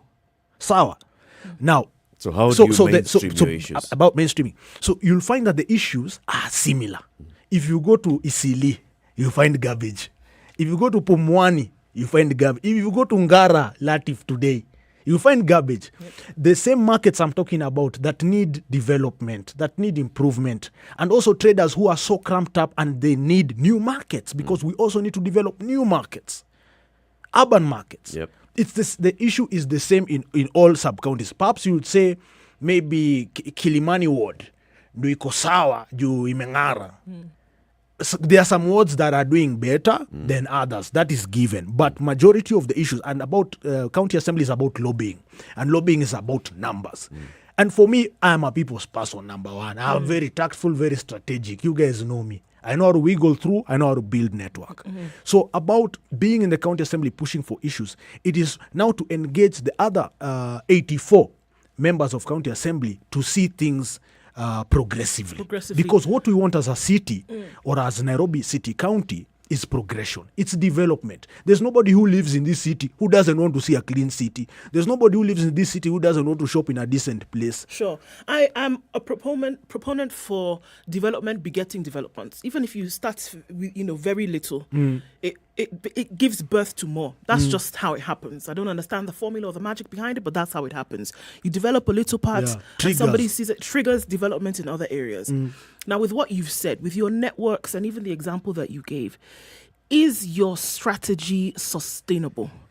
That even if it's 5 years that you would serve in this position, and I say serve, and I've chosen that word deliberately, that you would, you're aspiring to serve in that position. After 5 years, are they things that you would have done, or are there ideas that you would have planted that would be sustainable regardless of who is in that seat after those 5 years? Correct. Like now, for example, if you talk about developing new markets, and I say that because we have traders who have told me, like I'll give you an example of Adams kid. You find that section, there was beautification that was done. So all the traders that were trading at that section have been either forced out or have been cramped into the small other vibandas to share. So you have a small cubicle being shared by 2-3 guys. Yani nguo zako ziko juu ya mwingine na mwingine juu ya mwingine. And they told me tutafutie pahali tunaweza fanyia kazi. And the Nairobi County government has land. Did you know that? Yep. Land that is available. I'm not talking about now at it's like SGR, we're going to buy land. No, land eco. Like now look at if you can map out so many properties that are owned by the Nairobi County government that are idle. And those are the ones that are used by land grabbers. Juu iko idle, hakuna kitu ina happen hapo, mtu anakuja anaweka mabati. Ndani anaweka Masai. Hai, anamwaga mchanga kokoto, and the land is grabbed in this city, right? So why can't the Nairobi County government allocate that idle land for commercial purpose? Remember, the Nairobi County government is about revenue collection. The traders pay revenue, and they're ready to pay revenue. All they need is a place to trade. Doesn't that now declutter our roads, where people have been encroaching in the roads because they have nowhere else to trade? So even for the residents who are middle class, who are like Maze, kwa gate yangu kuna msee ameweka nini hapo, anapata huo msee amepata nafasi. Garages, they are on the roads because they don't have anywhere else to be. Unapata paka magari zinawekwa hapo. So those are sustainable solutions, where I can say, for example, if this goes well and if the budget is approved, that we fought for markets to be created, new markets and upgrades of the older markets, and that's a legacy program. So if I'm coming to my people after 5 years, I'll be coming with a CV. Yes. And saying, this is what I've done. Kama mnaona kazi yangu ni mzuri, mtanirudisha kwa kiti. Yeah. Let's talk about something that we've seen in the last 5 years of Nairobi City County, which is devolution has flopped in Nairobi. There's no other way of putting it. Services, functions of the Nairobi City County government have gone to national government. Now, how would you protect devolution in Nairobi? First and foremost, I stand with Devolution Latiff. I do not like illegalities. And for me, that's why I'm anti Uhuru Kenyatta and how he makes his decisions. And I've said that publicly, and I say it again today. You cannot subvert our constitution. Our constitution has come from, and if you know Kenya's history very well, it has come from a place of draconian rule, single-handedness. Yani the almighty president does whatever he wants. So you have a scenario where even if it is declared illegal, it will still be forced through because utadu, mindo rice, utadu nini. But what does that do? We have now an NMS that perhaps is a branch of the military that cannot be audited. I was in a public participation exercise where there was an NMS brief of what has been done. So it's in chunks. Like we've spent 150 million, what. So I'm interrogating this to the ward administrator and the sub-county administrator who are employees of the Nairobi County government. Where are the breakdowns? How this is going to work, you've or how allocated, this had actually worked. You've allocated X, like for example, Joseph Kangede Social Hall, something where there was a budget there that has been allocated 61 million. The hall is a stalled project. But the money was spent. The money was spent.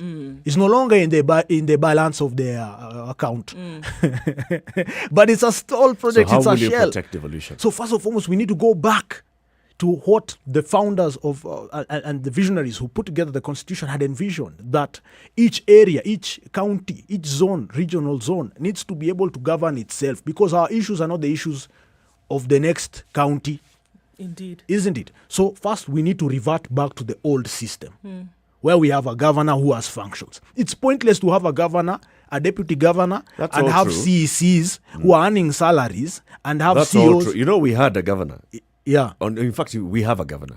We had a governor who signed off functions to the national Makosa government. zaidi, makosa. And we had a county assembly that just sat back. And did nothing. They were given something to debate, and they debated and they passed it. Yeah. So first and foremost, and I would call upon the residents of Nairobi, the registered voters of Nairobi City County, remove all those MCAs. Because essentially, you know what they were saying, Davidson, and I'm going to call you that now. Yes, They say now we call you by your name so that we get serious. Because you know what they said essentially? He said, we are unable to handle this job.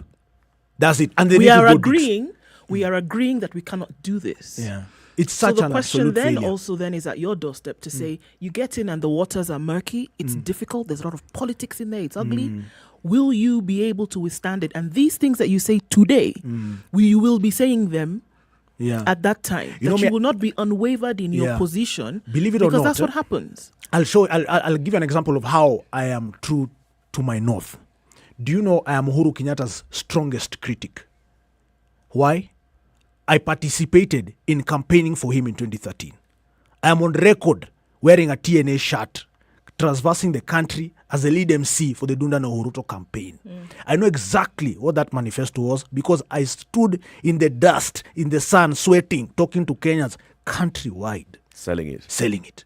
So the time, and if you go back to my Facebook page and see my notes, as soon as he got into power and started bringing back the old guard who we had rejected at the ballot box, that is when I began to sever my links. Because we cannot say that we envision and believe that this country will be better in the hands of young leaders.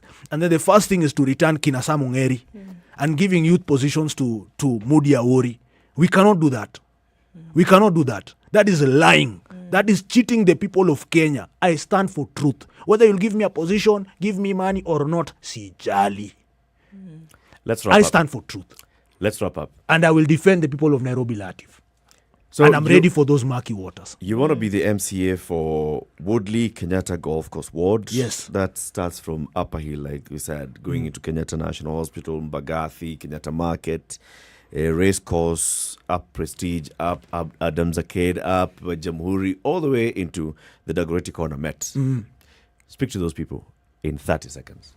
So to the people of Woodley Kenyatta Golf Course Ward, My name is Davidson D.N. Gibwini, incoming MCA, and I'm ready to serve you. I'm ready to get rid of years of perennial sabotage, corruption, tribalism, ubaguzi, and mismanagement of public resources, and absenteeism in leadership and governance. Because we have an MCA who is absent, who does not show up. When the market burns, he's absent. When traders are being battered, he's absent. When NMS is coming with the GSU, he's absent. I'm ready to serve and I'm available and accessible. Vote me in. Tunaanza na nomination ya chama April. The window is April 16th to 22nd. We'll declare a date. Follow me on DNG Kenya, Facebook, Twitter, Instagram. I'll give you more information. Tutakutana kwa ground ni support. Na uchukue kura. Chukua kura ya Woodley Kenyatta Golf Course Ward. Pamoja tutabadilisha. Thank you very much, GNG. Wish you all the best. Thank you. Keep it right here for more conversations coming up in the next hour. This is a Situation Room at 8 a.m.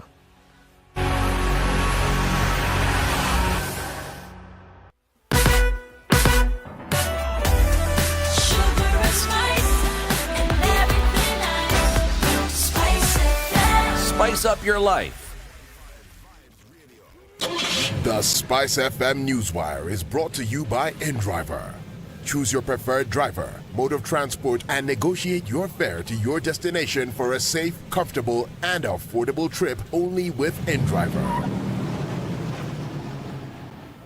The latest news from around the world. 94.4 Spice FM. This is Newswire Dennis Asseto. As the Electoral Agency IEBC launched the second mass voter registration exercise on the 17th of this month across the country as it continues to prepare for the August 9th general elections, Kenyans have been urged to turn up in large numbers and register as voters. Orange Democratic Movement Party leader Raila Odinga has rallied his supporters who have not registered as voters to do so when the mass voter registration exercise resumes this month. ODM Chief Raila Odinga urged Kenyans to take advantage of the last phase and register in order to participate in the August polls. Odinga said that the only way they can make him the next president is through the ballot and urged them to exercise their democratic rights by equipping themselves with the ballot. IEBC had anticipated to register 6 million new eligible voters but only managed to capture 1.5 million with a balance of 4.5 million eligible voters targeted in the next voter registration drive. Meanwhile, ODM leader Raila Odinga has picked Laikipia Governor Nderitu Muriithi to head his campaign team as board chair. The campaign secretary and chief executive officer is Elizabeth Mayo. Odinga's selection of the team, particularly Muriithi, demonstrates the importance he attaches to central Kenya, where he is likely to pick his running mate. Governor Muriithi has over 29 years' experience in leadership and management. In recent weeks, he has been seen accompanying Odinga in several key public meetings.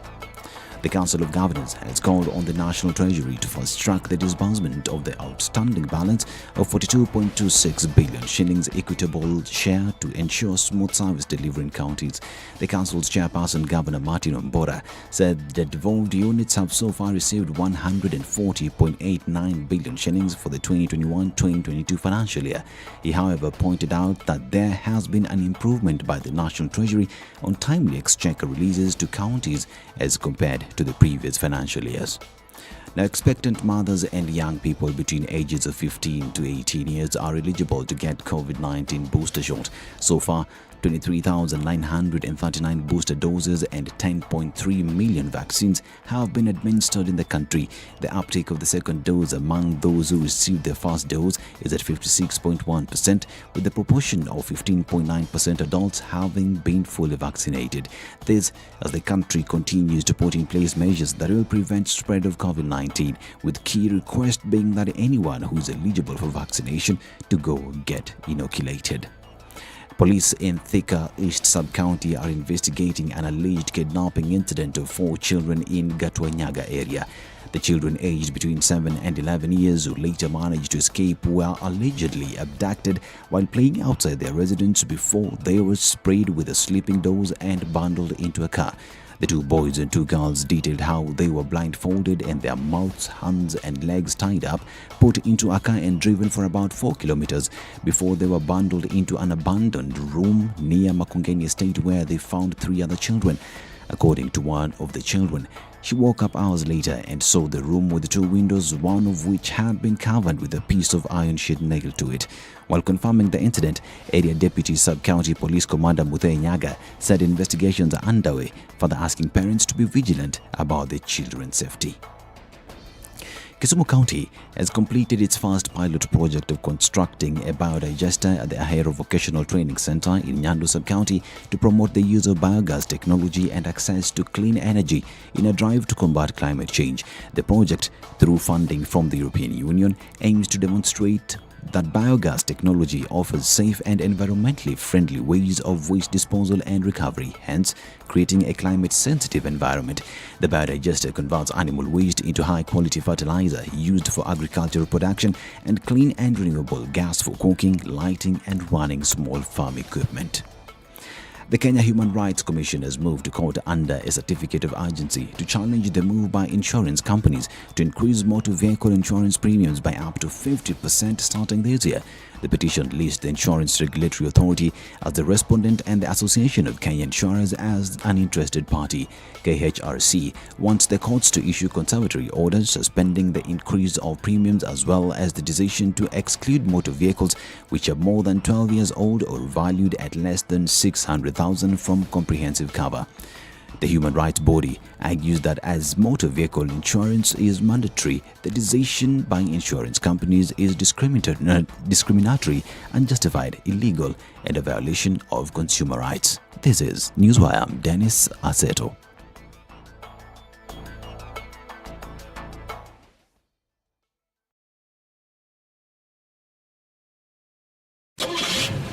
The SpiceFM Newswire is brought to you by InDriver. Download the InDriver app from the App Store or Google Play Store to enjoy a safe, comfortable, and affordable ride around Nairobi.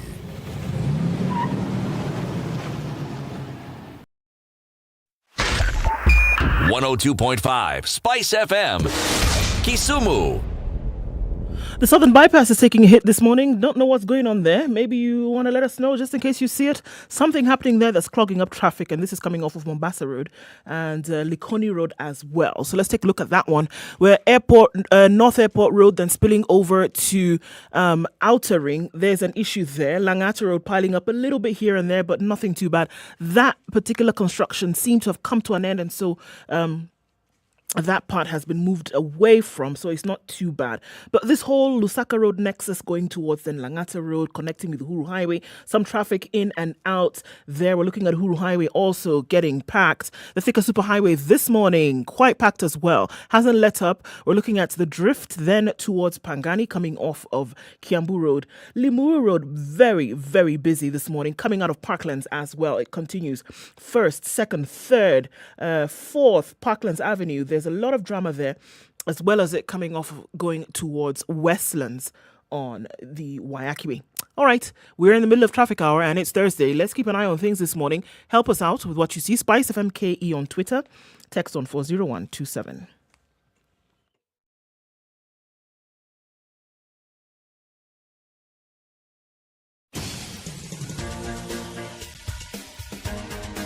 This is The Situation Room, the home of hard-hitting political commentary and penetrating insights about the state of the nation. This is a talk radio experience like no other. The Situation Room, a place for hard truths, debates, and elevated conversations. The Situation Room, witty, political, engaging, deep, controversial. In the room, we have C.T. Muga, researcher, academic, seasoned political observer, a fountain of wisdom in these politically uncertain times. Ndu Okoh, Nigerian by birth, Kenyan by choice, communications expert, Pan-Africanist, a truth seeker and believer in people power, and Eric Latiff, agent provocateur, the man in the chair, seasoned journalist, news hound, a man who believes in punching up, not down. This is The Situation It's 8 after 8. Good morning. It's the 6th day of January 2022. Kenya's biggest conversation enters the third hour. We are live on SpiceFM, 94.4 Nairobi, Malindi 97.7, Nyeri 90.9, 102.5 in Kisumu, 87.9 in Mombasa, 96.7 in Eldoret, 96.0 in Nakuru. We're also live streaming the show, as we always do every morning from 6 a.m. to 10 a.m. on YouTube and Facebook, SpiceFM KE. Those are the pages. Our Facebook page, SpiceFM KE, our YouTube channel, SpiceFM. We're also live on www.spicefm.co.ke. And for the next 1 hour, we are live on KTN Home.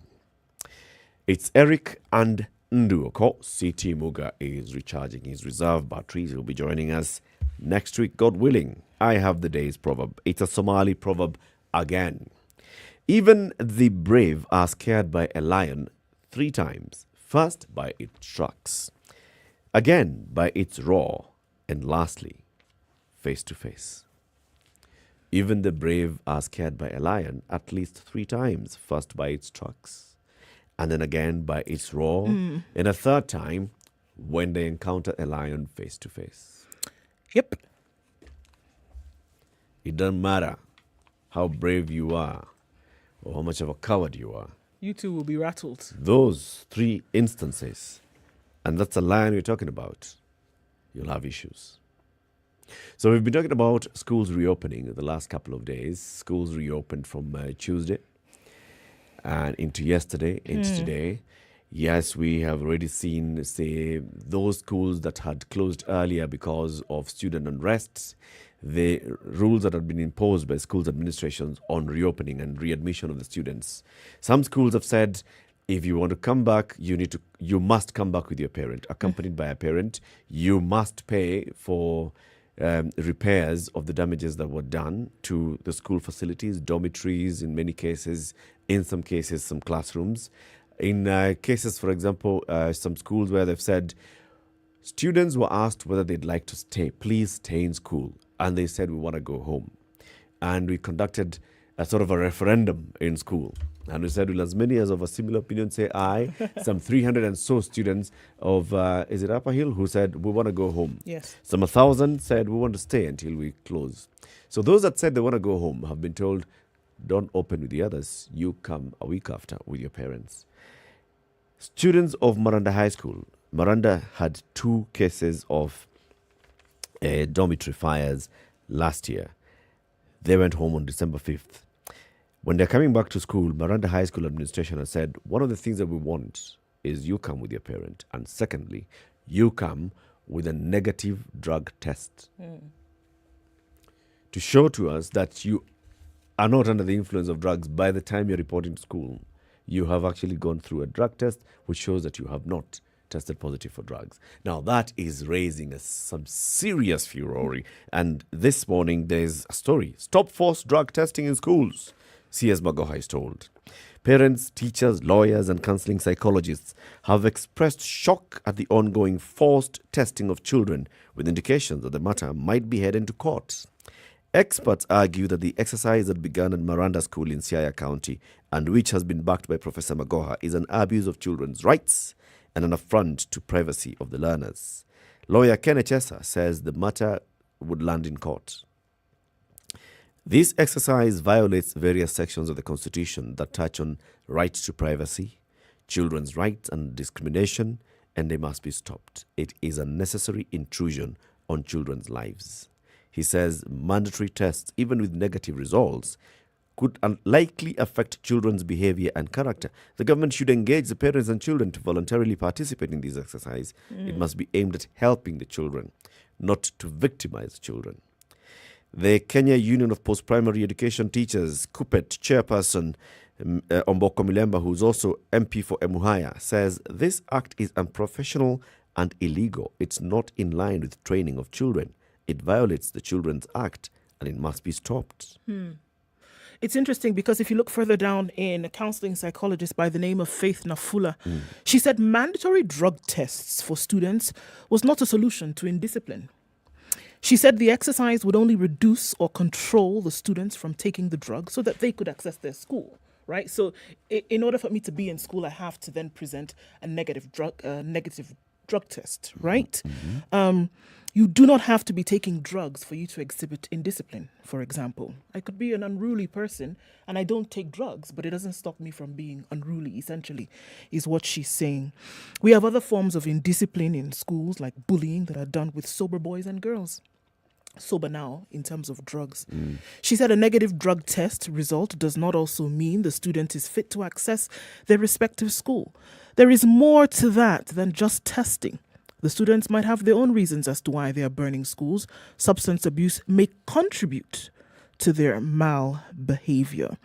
The immense pressure students were under to get good grades may be a reason for this bad behavior, one of them. Communication channels in some schools are not as open to address some of the issues affecting them. Let's look on to what Carolyn Cahill also said. She's a substance use prevention advocate, and she said drug testing is more than getting the students examined at school or even taking them to a local health facility. If considered, it should be a part of a comprehensive intervention, like we were discussing earlier, Eric. That should be maybe the first step to something more complete. And if considered, it should be part of a comprehensive intervention. It should be within a facility or program that has experience in the treatment of adolescents, because what works for adults may not work well for adolescents, and argues that the test may be negative if done more than 2-3 days after the last time drugs were used. Drug tests can be negative if the urine samples are over diluted, substituted with some. So what is she saying? That essentially you open this huge Pandora's box so that people can now start to use other options to circumvent, this thing. That was just one argument that she was giving. So people have started to weigh in on this, and quite heavily so. To say that in as much as it may be a good step in one case, that it must then be followed up until the end. If this edict is being given, it must go a lot further than that. And that somebody may show up with a negative test. That doesn't necessarily mean that they're staying away or that they are disciplined. That somebody could be highly indisciplined and has not touched a drug in their life. So how do you take that into consideration? How do you weed that out? How do you separate those who are indisciplined and have never touched drugs? What indicators do you have then to point in that direction? How do you find that out? I do not think or believe that the administration of Miranda School just sat back and thought, so what do we want so we can just make sure that these children feel punished? Tell them to bring a negative drug test. Or do we need to show There must that have been a conversation that took place between the headmaster, the principal of Miranda School, the board of management of Miranda School, which comprises experts in education and even parents, who sat and looked at what is it? What do we know about the incidents that we saw last year in this school? Having spoken to several students, having spoken to teachers, having spoken to even staff in the school, those who work in the kitchen, those who work elsewhere, having spoken to everybody, all members of this community, what information have we gathered? And I'd like to believe that it pointed to something that made them come up with this decision. You know what? One of the things that we want is a negative drug test. It probably indicated to them that there were incidences of drug use and drug abuse in this school that had been reported by various people. I would hope so. Students have said, yes, there was drug use. Some members of staff have said, yes, there was drug use. Some teachers have said, yes, there was drug use. And this is tabled before the BOM, and the BOM says, this is an issue that we need to deal with. One of the ways that we start dealing with it now is, first of all, weeding out those who are abusers of drugs. The next thing is now we don't go ahead and start addressing. Now, do we know the programs they have in place? No, we don't.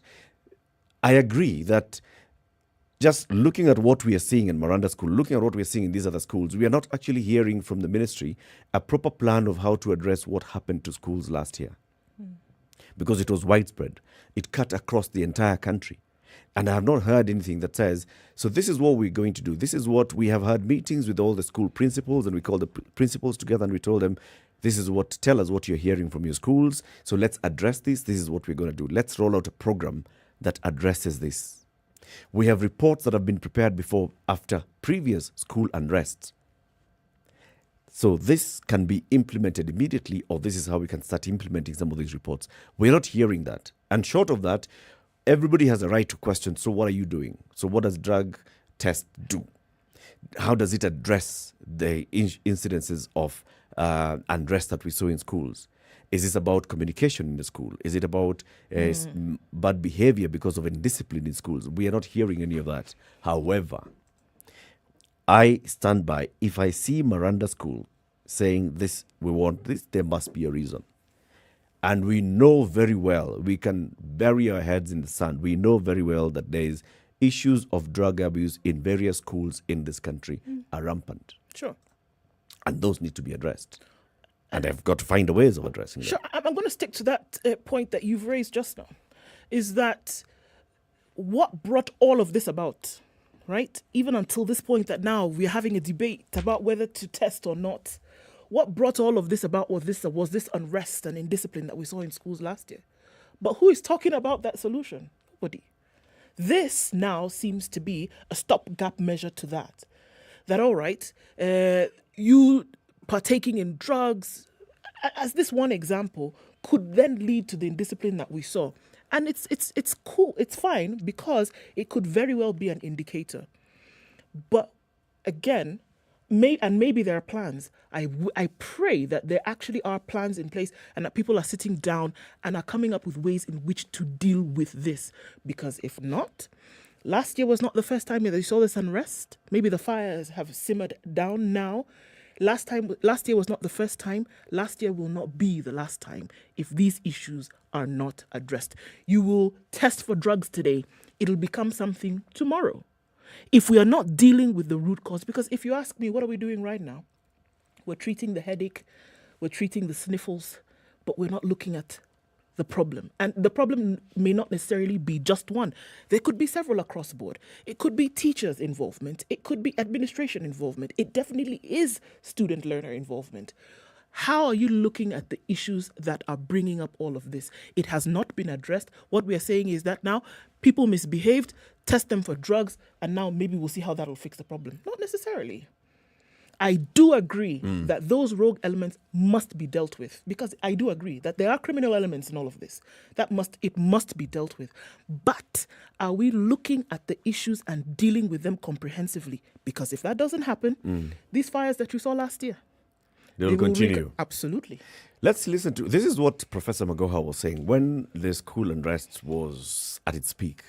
This is what Professor Magoha said. He said, we must deal with criminals. We'll deal very firmly with the children who are actually criminals. What will you call a child who is burning a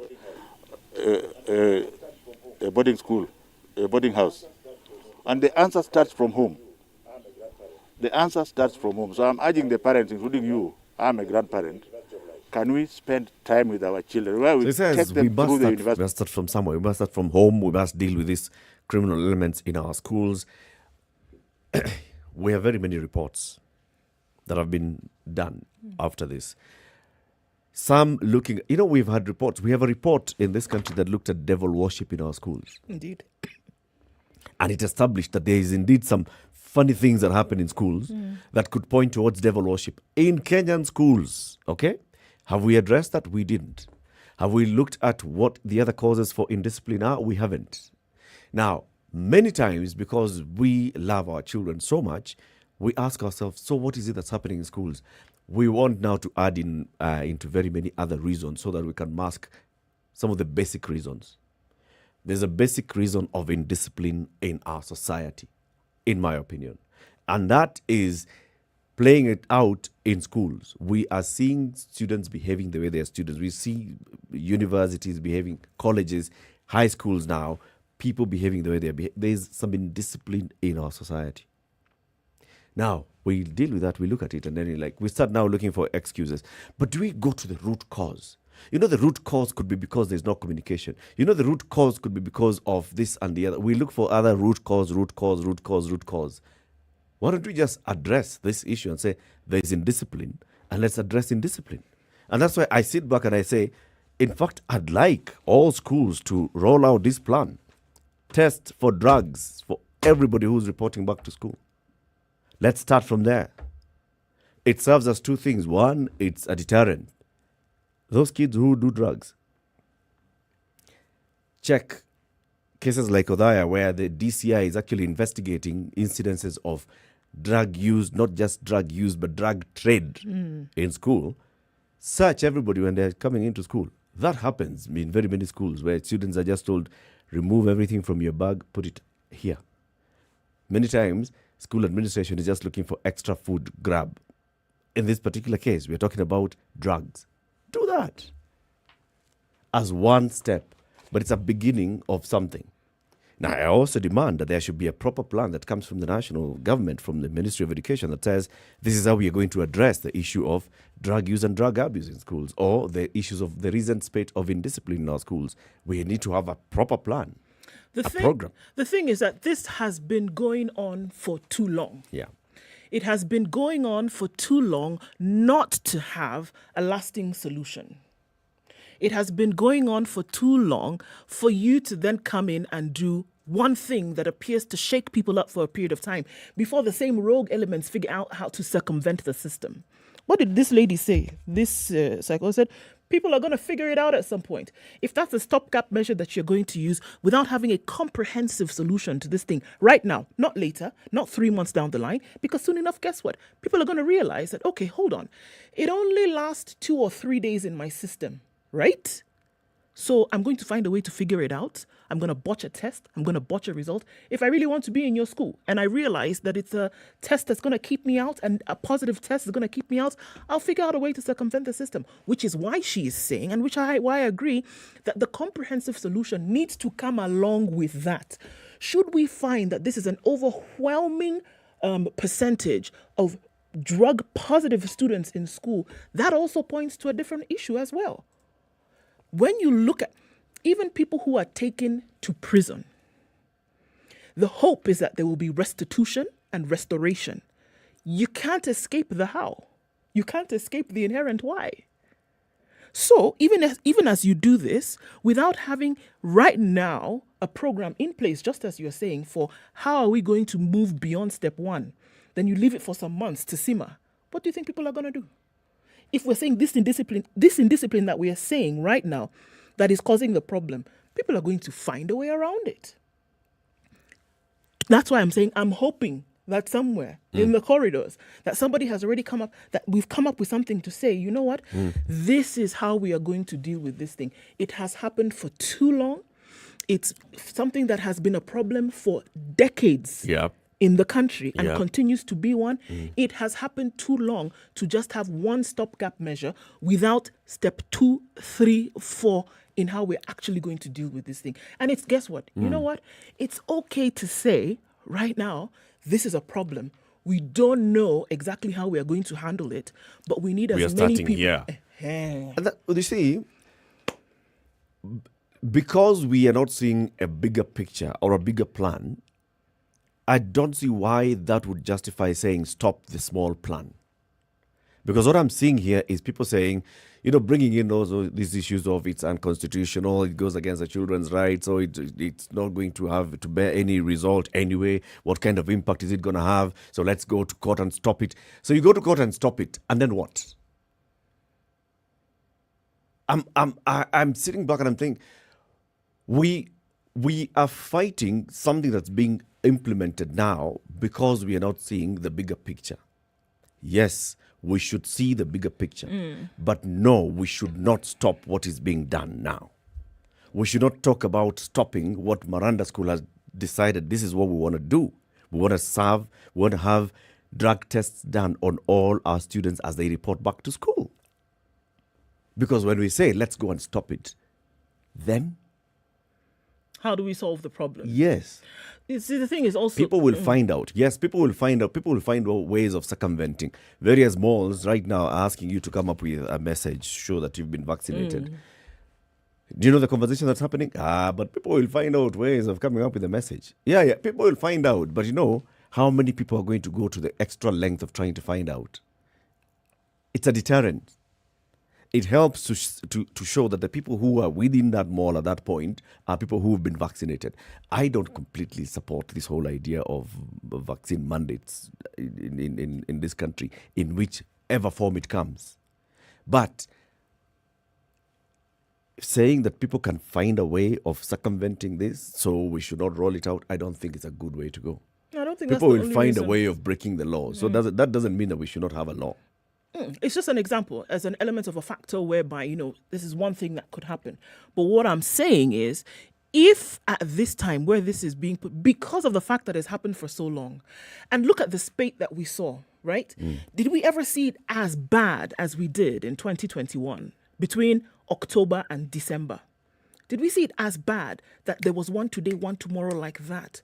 In the rapid succession in which we saw it happening, that suddenly folks saw this as a way that they could speak out by burning schools, right? It was a way of communicating something, whatever it was. But it happened in rapid succession. What do you think is going to happen in the next spate? Where this has happened, and then we say, okay, let's close schools. Then we start asking questions. Who wants to go home? Then you can go home. Let's come up with a really quick solution to deal with this thing so that essentially what happens? We put the fire out. And then? What do you think is going to happen next time? The severity of the situation will increase significantly. Yep. If we do not have a sustainable solution to this thing, whether there is indiscipline or not, whether there are other elements or factors that are contributing to this thing or not, all of them need to be put on the table. In as much as we say, oh yes, we know in those days when you were disciplined, you became correct. The times are changing. The times are changing. Oh, nowadays people are indisciplined. They're disciplined and they continue being indisciplined. Yes, no. You can do it. You want to shout from here until the mountaintops. Because you changed the hammer. You're no longer using a slipper. You're just And you using can't say that the only reason why people are behaving in a certain way is because they want to. We know for a fact that there's other kind of influence that's involved here. Yes. Bring all those issues on the table. But they're not being discussed because we want to run away from it and say, bring the hammer, deal with the hammer that way. It needs to have a comprehensive and sustainable solution, and we cannot run away from that. We can't run away from it because it's going to get worse and worse and worse. Let's take a break. It's 8:30. This is Kenya's biggest conversation on SpiceFM online and on KTN Home. We'll pick your calls after this on 0719012600. Do you support the calls for stopping use of drug testing in schools as students report back to school, especially secondary school? There's Miranda School that has rolled out that, and the others that have come up with other measures. Do you support the calls for saying, no, stop it until you show us how this is going to help? That's what we'll be asking you when we come back out of this break. This is the Situation Room, the only way to start your day. Spice up your life. It's a new year and there's plenty to see at the cinemas. As always, DJ Absolute and I have all the info you need on the must-watch movies of 2022. And we have just the movie to kick off the year. Join us on Sugar and Spice from 11 a.m. this whole week to stand a chance to win a pair of movie tickets to an exclusive screening of the latest blockbuster in town, The 355, starring Kenya's very own Lupita Nyong'o at the Junction Mall, courtesy of Safaricom Hero Bundle, which allows you to stream 1 GB of content online for only 20 shillings. Don't miss out. We're still looking at cloudy conditions in Nairobi this morning. Highs of 25 and lows of 16. It's sunny at 17 in Nakuru. Highs of 26 and lows of 12. And in Nyeri, 15 degrees and cloudy. Highs of 23 and lows of 13. Eldoret is sunny at 13. We'll see highs of 25 and lows of 12. Mombasa is cloudy at 27, highs of 33 today. And we're also looking at partly sunny conditions in Malindi at 28 with highs of 31. Kisumu, sunny conditions at 21, highs of 30 and lows of 19, while in Kakamega it's sunny at 21, highs of 31 and lows of 16. Kampala is sunny at 22, it'll go to highs of 29, 33 will be the high in Dar es Salaam, where it's partly sunny at 29. And in Johannesburg, partly sunny now at 17, it'll go to highs of 24. Lagos, still foggy this morning at 23, highs of 33, and mostly sunny conditions at 23 in Kinshasa. We'll see highs of 33.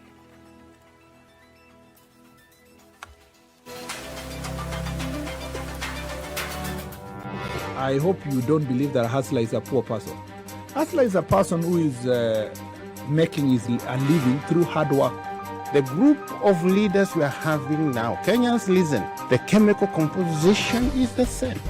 You will mold them to ODM, then NASA, You mold them to KANU, mold them to Jubilee, mold them to any other different color sometimes, but the chemical composition is the same. It's not about me as Nurdin Haji, but it's about the constitution that I swore to protect. So when individuals attempt to hoard those powers and they want to be investigators and also prosecutors, then of course I have to defend that position because that position is in the constitution and that's what Kenyans wanted. I'll tell you what happens is that when you ignore court orders, you're creating and quoting anarchy. Then you create a very dangerous precedent. A story is told of the first president of the country who also went to visit Mathare, presidential tour. Yeah? And of course, he went to this place and he introduced himself. So one of the enemies says, hata wewe kuna jina kama yangu.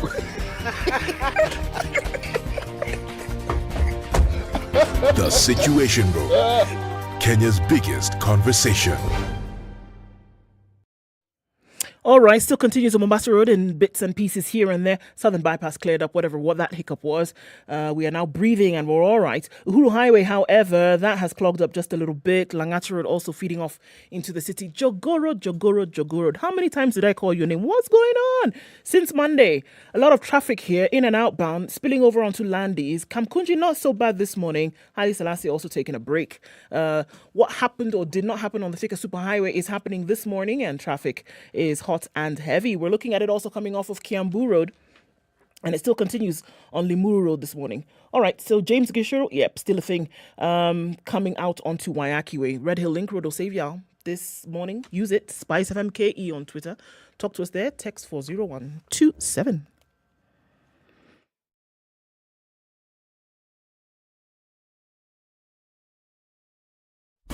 Classic soul, R&B, smooth jazz, neo soul, and nostalgic ballads. Make some noise. Yeah! You're listening to Spice FM. Mature, intelligent talk every morning. Spice up yourself.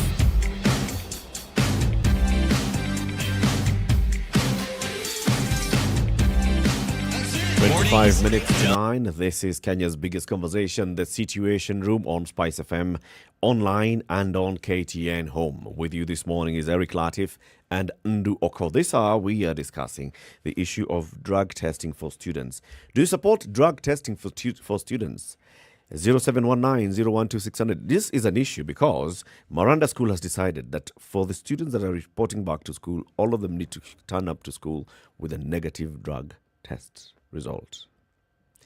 And this has raised a big issue here because parents, teachers, even lawyers and counseling psychologists are saying this is not the way to go. This is wrong. This is going against the students' rights, constitutional rights. It goes against the Children's Act. It violates their rights. It must be stopped. This is what Kupet is saying as well. But we have the issue of the indiscipline that we saw in our schools that led to closure of schools. Miranda School, for example, had cases of 2 dormitories that were torched.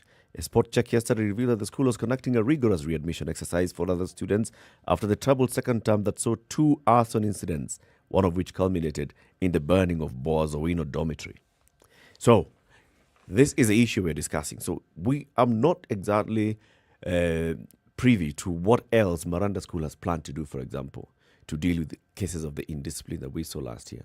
Whether they're going to have more open fora for the students to engage with the school teachers and administration. Whether they're going to be doing these random drug tests after this one today. Will they wake up at one point at 3 a.m. and you're told, okay, everybody, here, we need your sample for test. Like we see in athletics, where you just caught randomly. Are they going to do that? Are we going to see that? The whole issue is, does it violate the children's rights? Does it help in addressing the insecurities that we saw? And how does it affect? Do you support drug testing for students? Edward in Mombasa, good morning. Good morning to you. How are you? Very well, thanks. Good morning. Good morning. I wanted to contribute on this issue. Yes, go ahead. I've been looking at this school banning issue from a different angle. Yeah. Because everybody thinks that's the children who are banning the schools, but me thinks it's for the children. Mm-hmm. I've always thought it's either the teachers or the subordinate staff. So there need to be proper investigation of who actually is banning the schools. It's all the children. Mm-hmm. The coordination of banning of schools when they start, children don't have that capacity. Mm. It is a properly coordinated sequence that the schools will start banning one after the other. You're saying students don't have the capacity to do what? To coordinate the banning at the same time. In one school or across schools? Very many schools? Across the country. Okay. Across the country. Okay. Have you put teachers together and see how they behave? Yeah, we see them when they are together. They just behave like children. Mm-hmm. So I have the feeling that if the subordinate staff, yep, all the teachers, yep, and even the school administration, they know that when the schools are banned, they will get money from the children. Yes. So this thing actually it should be properly investigated and know who is actually banning the schools. It's years all in and out, and we've not even one single person or one single child who was actually caught banning a school. So bottom line, Edward, if I was to just ask you this directly, on the issue of testing for drugs, do you support it, yes or no? I support it because it's all the children who are banning schools. It's the administration, the teachers and the subordinate staff. Okay. Thank you, Edward. Asante sana. 0719-012-600. Ali in Somalia. Yes, sir. Good morning and Happy New Year. Good morning, sir. Happy New Year to you. So, Ali, you're seeing the conversation that we're having. This is about, the student unrest last year. Schools are reopening. Some of them are saying we want to make sure that the students who are coming back to school are fit to study. Drug test. Do you support this? Yes or no? Yeah, surely, completely. I do support this idea because it is very absurd to see children abusing drugs in the school.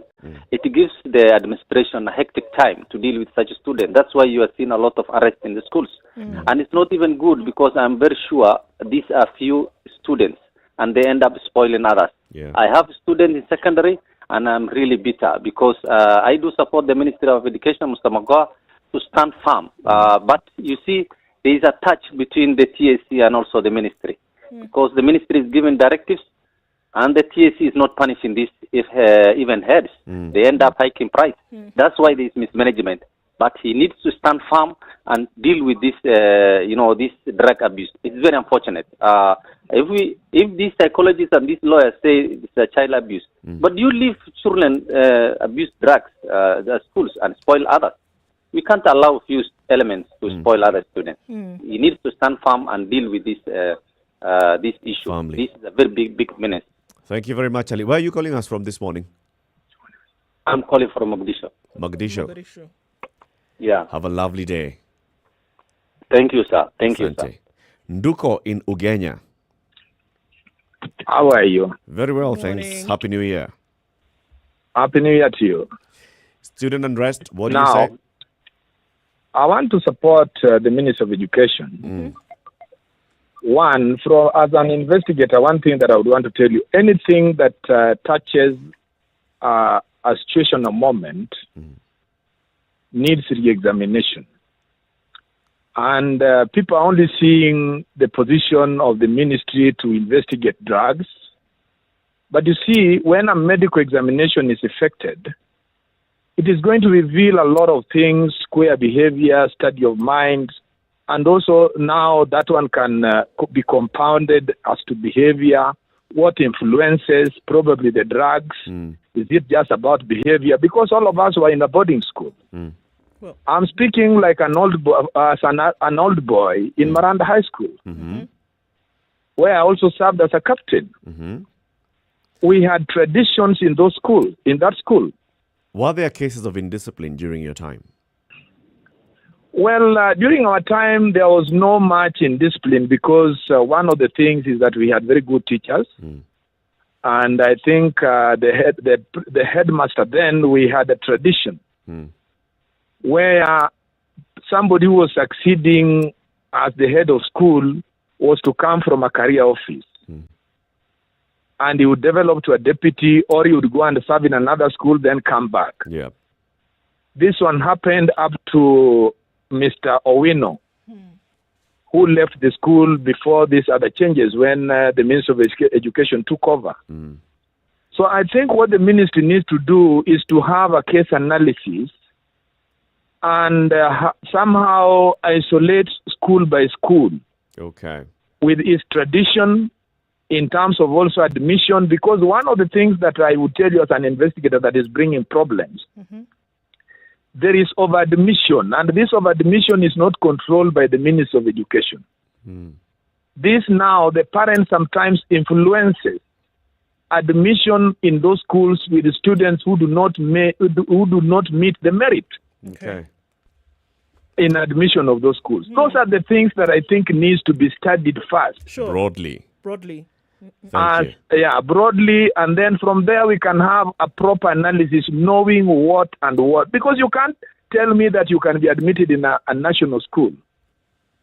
Then you go out to ban a school, and you know you have a future. That's true. The question is not even fees. Parents want to argue things that are not which are now delivered to the student. They are different. Unless parents are telling us that they discuss these issues with their children. That's you true. can't discuss school fees with your own student. Asante sana, Nduko. Thank Thank you. Have a good day. I've got two Alexes from Nairobi on the line. Let's begin with the first Alex. Say hello. Hi. You're the one. Good morning. Morning. I'm the Alex from Roraka. Alex of Roraka, Happy New Year. What do you say about this issue of drug testing? If there is another Alex on the line, I'm the original Alex. There's another Alex on the line. Okay. Now, my contribution is, yeah. First, I start by actually supporting the idea of the drug test. Yeah, it's a good idea, and it's something that ought to be done some time back. Okay.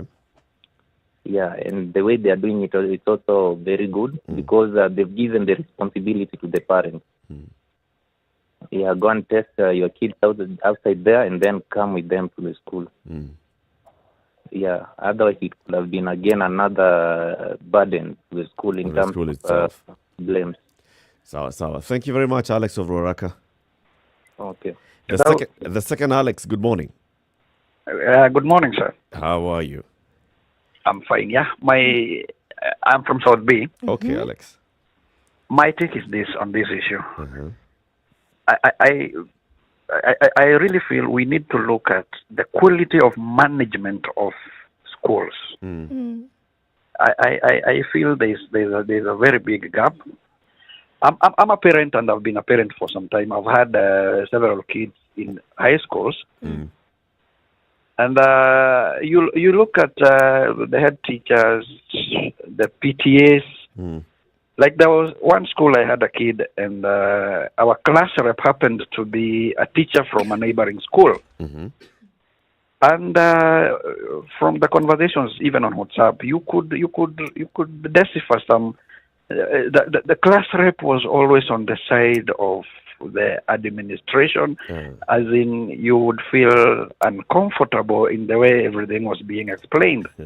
She was almost like lobbying for the management. It was like the administration rep in the class. Exactly, and I mean, you see, by there, a lot of the parents on PTA, it's like they are pinpointed by the administration. Or if they're not, the moment... Pinpointed as what, though? So to come I mean, they advance the administration's agenda. Right, okay. They pinpoint people they know they would work with well. If probably sometimes it's the parents who choose the parents to represent them. The moment they get there, they cross over. So, Alex, you're saying that they become like our MPs. Administration should be looked at more keenly.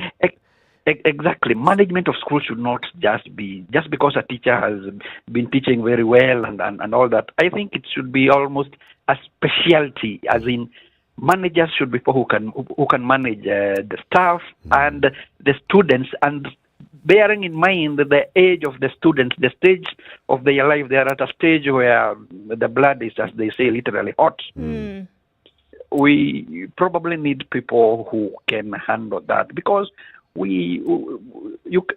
children at that age cannot be managed by dictators and bullies. You need both. I mean, carrot and stick. Okay. We hear you. Thank you, Alex. Yeah. Thank you. Have a good day. Paul in Bahati, Nakuru, good morning. Good morning. Good morning. I think, Indu, Yes, sir. how are you? Very well, thank you. Where's my friend? CT Muga. This is what I'm saying. He's lying low, but he'll be back on the clouds in a couple of days. What has happened? He's all right. He's just recharging his Okay. batteries. Now, I think this issue, I think you're jumping the gun. Why? We're talking about drugs. Where are those drugs coming from? Huh? Don't you think our security forces are failing on their job? Because by the time you're introducing drugs in school, where are they coming from? Somewhere in the society. Somewhere in the society. Yep. But there are people who have got that responsibility to make sure that those drugs don't come to the country. Yep. Security agents. And then there's this other issue. There's this other issue. I don't know, because when we were growing up, when I saw a teacher coming on the other side of the road, you had to jump on the other side of the road. Yeah. Now, this issue about transferring teachers from the local community to areas, you remove somebody from Moranga, you take him to Nandi. You're taking somebody who doesn't know the local community doesn't know him. The children don't even respect him. You get what I'm talking about? Yes, we do. Yes, I'm talking about, you could see this my teacher who's coming. And you know if I made a mistake, I dodge. Okay. I take cover. We hear you, Paul. Thank you very much. Let's go to karaoke in Nairobi. Good morning. A very good morning to you, Eric and Du. Good morning. Well, I agree with you, Eric. I've been listening to you, and I agree with you. There is something that is amiss. And if you don't want your kids to be tested, then take them somewhere else, or take them to a private school, or take them to home learning. Or homeschooling. I mean, homeschooling, sorry. And this reminds me about the Alcohol law. These old lawyers and all this body saying that it's infringement of rights. By the time you're telling me to blow into alcohol law, you're also infringing my rights. I should not be doing these things all together. Yeah. And that is fine. But what the government is saying, then don't drink and drive. Yeah. So if you're going to drink and drive, then you'll be subjected to this thing. So if I don't want my rights to be infringed, then let us all together not drink and drive. So if as a parent I'm feeling my child is being infringed by going for a drug test, then let the kid not go to school. Let the kid stay at home. Because why are you allowing someone with bad manners to come to school and you're justifying by saying it's an infringement of their right? And we know drugs are not good. I understand. I hear you. What about those children who don't do drugs but are indisciplined? So I come to school and I'm tested, I'm negative, right? But then I still get back into school and I display this indisciplined behavior. And it had nothing to do with drugs. What we are saying is this. There are so many aspects as to what causes indiscipline. Drugs, exactly. Indiscipline cases, etc. So let us tackle one issue at a time. So if drugs is a contributor, let us deal with the drug. It's a process of then elimination. In discipline, it's a process of elimination. And as Eric was saying before, it's all about the issue of indiscipline. And it's about time the caning is returned back. So that if you don't want your kid to be tested and you don't want your kid to be caned, take them to a different school where they allow or they don't allow such practices. Okay. Thank you, karaoke. Yeah. Thank you. Have a lovely day. Abraham in Nairobi, good morning. Good morning, Eric and Du. Good morning. Happy New Year. Happy New Year to you, Abraham. Yeah, I totally support Magoa's position on this issue. Yeah, because if you remember, we are very fortunate that the bannings recently haven't resulted in fatalities. There was a time a few years ago, children were literally burning to death. Yep. In dorms because people wanted to go home and meet their girlfriends or something of the sort. Yep. So they should be treated as criminals. They should not be treated as children because those are not children at that age. I mean, they're children legally, but those are people who know that what they are doing is wrong. And they know that if they push hard enough, their parents and the administration will cave in. So they should, what the administration and the parents should do is realize that these are the future citizens of Kenya, the future leaders. Yeah. The people we elect into parliament and become crooks. We should start molding them at that very age. And as for the drug issue, I was in a school where drug use was rampant. It was a boarding school, everything was, you'd be searched when coming in and all that, but drug use was rampant. And I'll tell you, there was no one time that we did not have school unrest. And you tried because of the drugs? Yeah, it was, nobody would draw a direct line because it was usually under the radar. But the people who were behind that unrest were always the same kind of group, yeah? The sports players and whatnot. You go to break and you are talking to somebody and his breath reeks of Blue Moon. Oh wow! You're wondering. And it's a boarding school. This person is you're drinking tea and this person is drinking whiskey. Yeah. So there's one incident I remember. Our physics teacher, he was the one on duty. He'd come during the night to make sure that everybody was in bed early. Our bedtime was at 10 p.m. So he showed up at about a few minutes to 11. Got one boy who was still conversing with another friend of his. So the teacher is like, unafanya nini hapa wewe? So we thought that he was in trouble. Apparently, these guys used to meet up at joints in OTC. Downtown. So they are drinking buddies. With the teacher. So the teacher is like, yeah, what unafanya nini hapa? Tulikuwa na wewe jana. Yeah, and so this kind of situation, it's something that goes very much deeply. And the schools, the government, the parents, they should not assume that their children are saints because they are anything but that.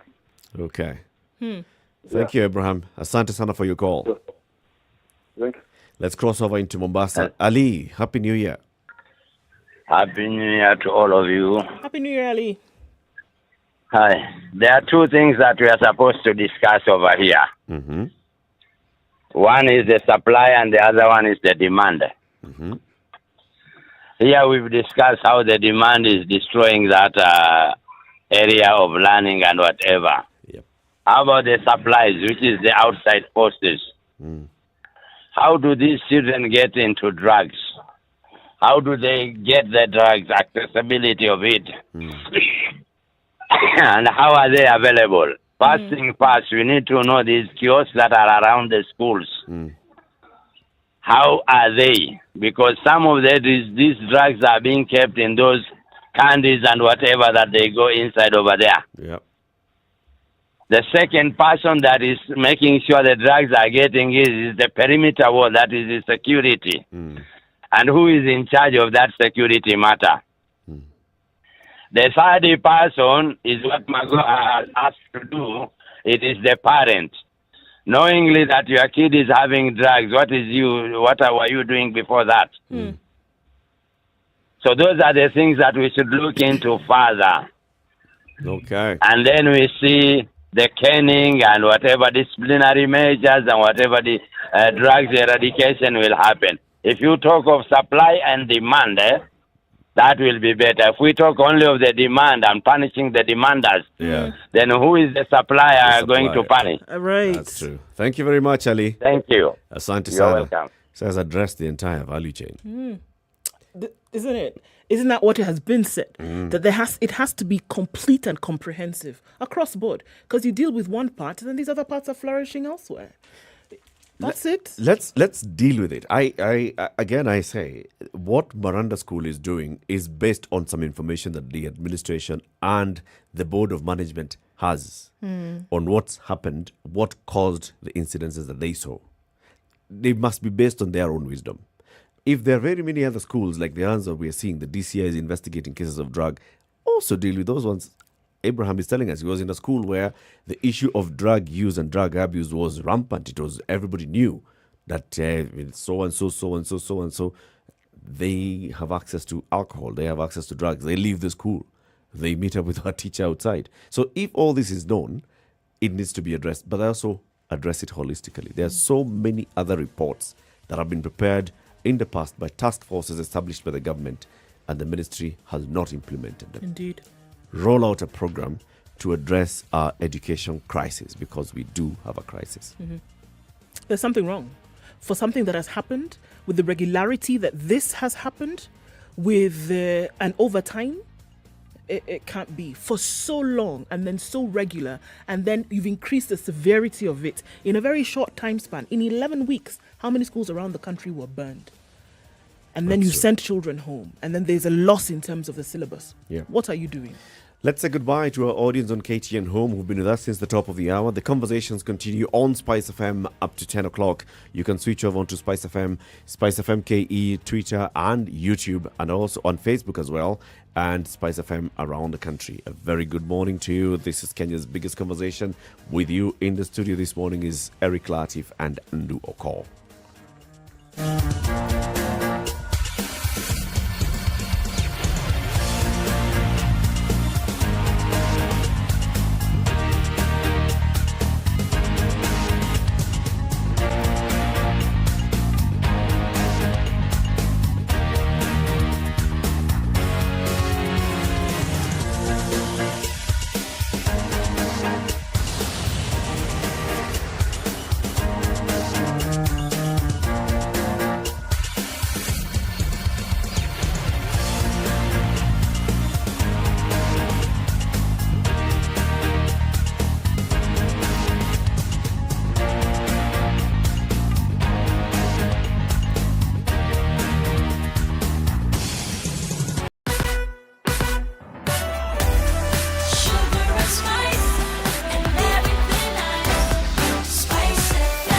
Spice up your life.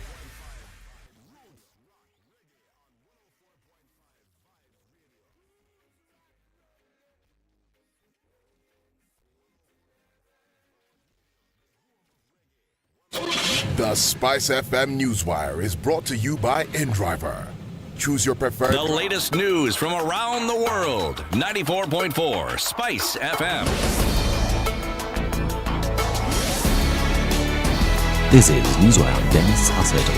The Independent Electoral and Boundaries Commission has undertaken mapping and stakeholder engagement for 7 new countries that will be included in the enhanced voter registration slated to begin on the 17th of this month. The new countries include the United Kingdom, Canada, USA, South Sudan, Qatar, UAE, and Germany.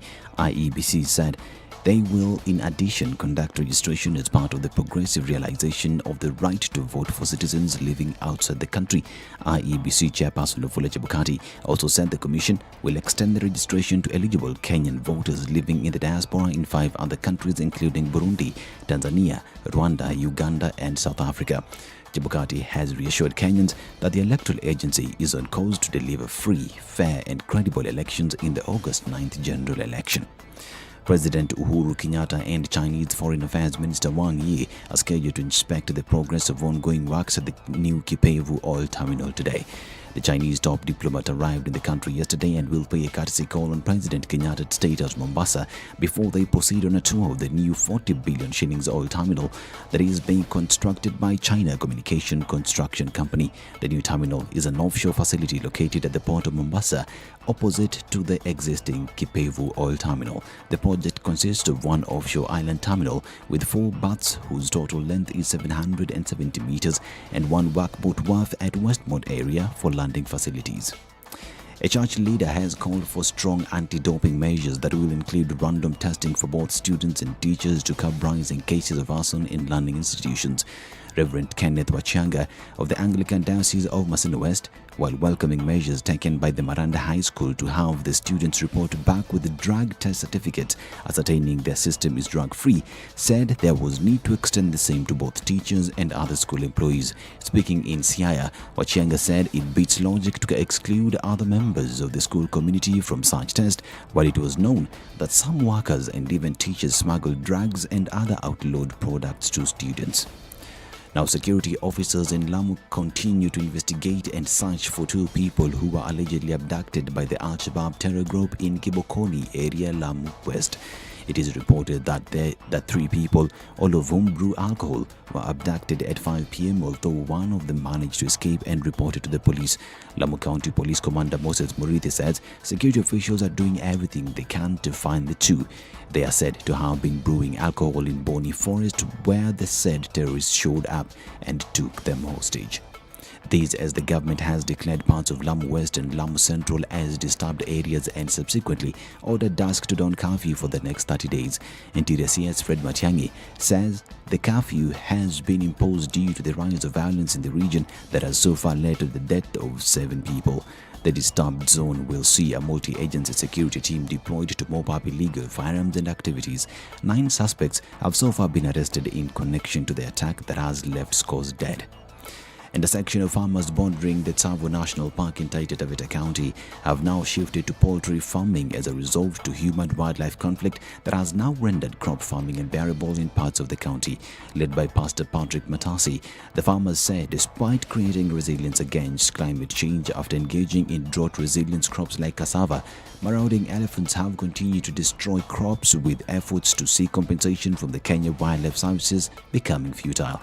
Speaking while issuing the 1-month-old indigenous chicken courtesy of the county government of Taita Taveta in partnership with the Kenya Climate Smart Agriculture Project, County Director for Veterinary Services Dr. Jeremiah Ngugi said the project would also assist farmers recover from the adverse effects of COVID-19. He now calls upon farmers to register into cooperatives, saying it will help in sourcing for market. And be ready for a dry January. The Kenya Meteorological Department says that most parts of the country will experience dry weather conditions beginning mid this month. Director of Meteorological Services Stella Aura notes that highlands west of Rift Valley, the Lake Victoria Basin, the central and southern Rift Valley, the highlands east of the Rift Valley, the southern eastern lowlands and the coastal strip are likely to experience occasional rainfall during the first half of this month. Aura is urging farmers in the grain basket region of the country to take advantage of the dry weather conditions to dry their maize harvest in order to prevent contamination. However, she is warning of a potential reduction in pasture and fodder for both wildlife and livestock in the northwestern and northeastern sectors of the country, which could lead to human-wildlife conflicts as well as conflicts among various groups due to shortage of water and pasture.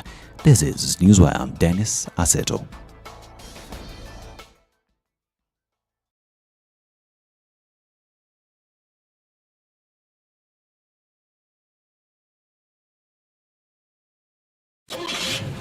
The SpiceFM Newswire is brought to you by InDriver.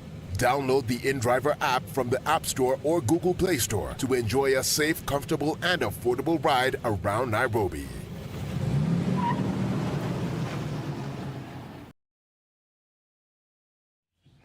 Okay, so traffic hours should be ending in about half an hour, but now things are quite thick on Uhuru Highway. Getting out into the city, Mombasa Road continues. We're looking at trickle of traffic coming in from Sabaki, but it's not too bad right now. Jogo Road, just look and know Jogo Road will have traffic. Thika Superhighway looking much better as you get towards the Pangani underpass off Kiambu Road, not as much as it was before. So it's ebbing and flowing. I think we'll get out of it by 9:30 or so, but we'll be here to look at it some more.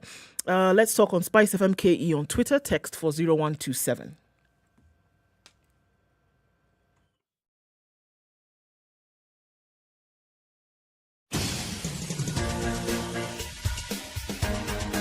This is The Situation Room, the home of hard-hitting political commentary and penetrating insights about the state of the nation. This is a talk radio experience like no other. The Situation Room, a place for hard truths, debates, and elevated conversations. The Situation Room, witty, political, engaging, deep, controversial. In the room, we have C.T. Muga, researcher, academic, seasoned political observer, a fountain of wisdom in these politically uncertain times. Ndu Okoh, Nigerian by birth, Kenyan by choice, communications expert, Pan-Africanist, a truth seeker and believer in people power, and Eric Latiff, agent provocateur, the man in the chair, seasoned journalist, news hound, a man who believes in punching up, not down.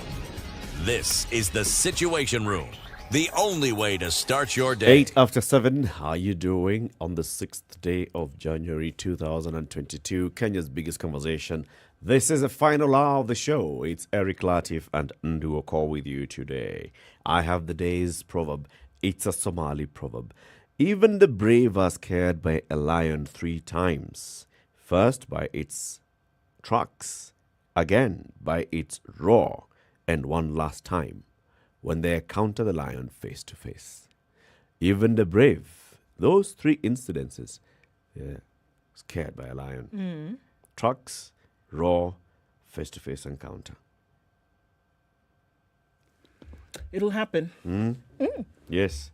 So governors are kind of happy, kind of not happy. It's a new thing. Kind of happy, kind of not happy.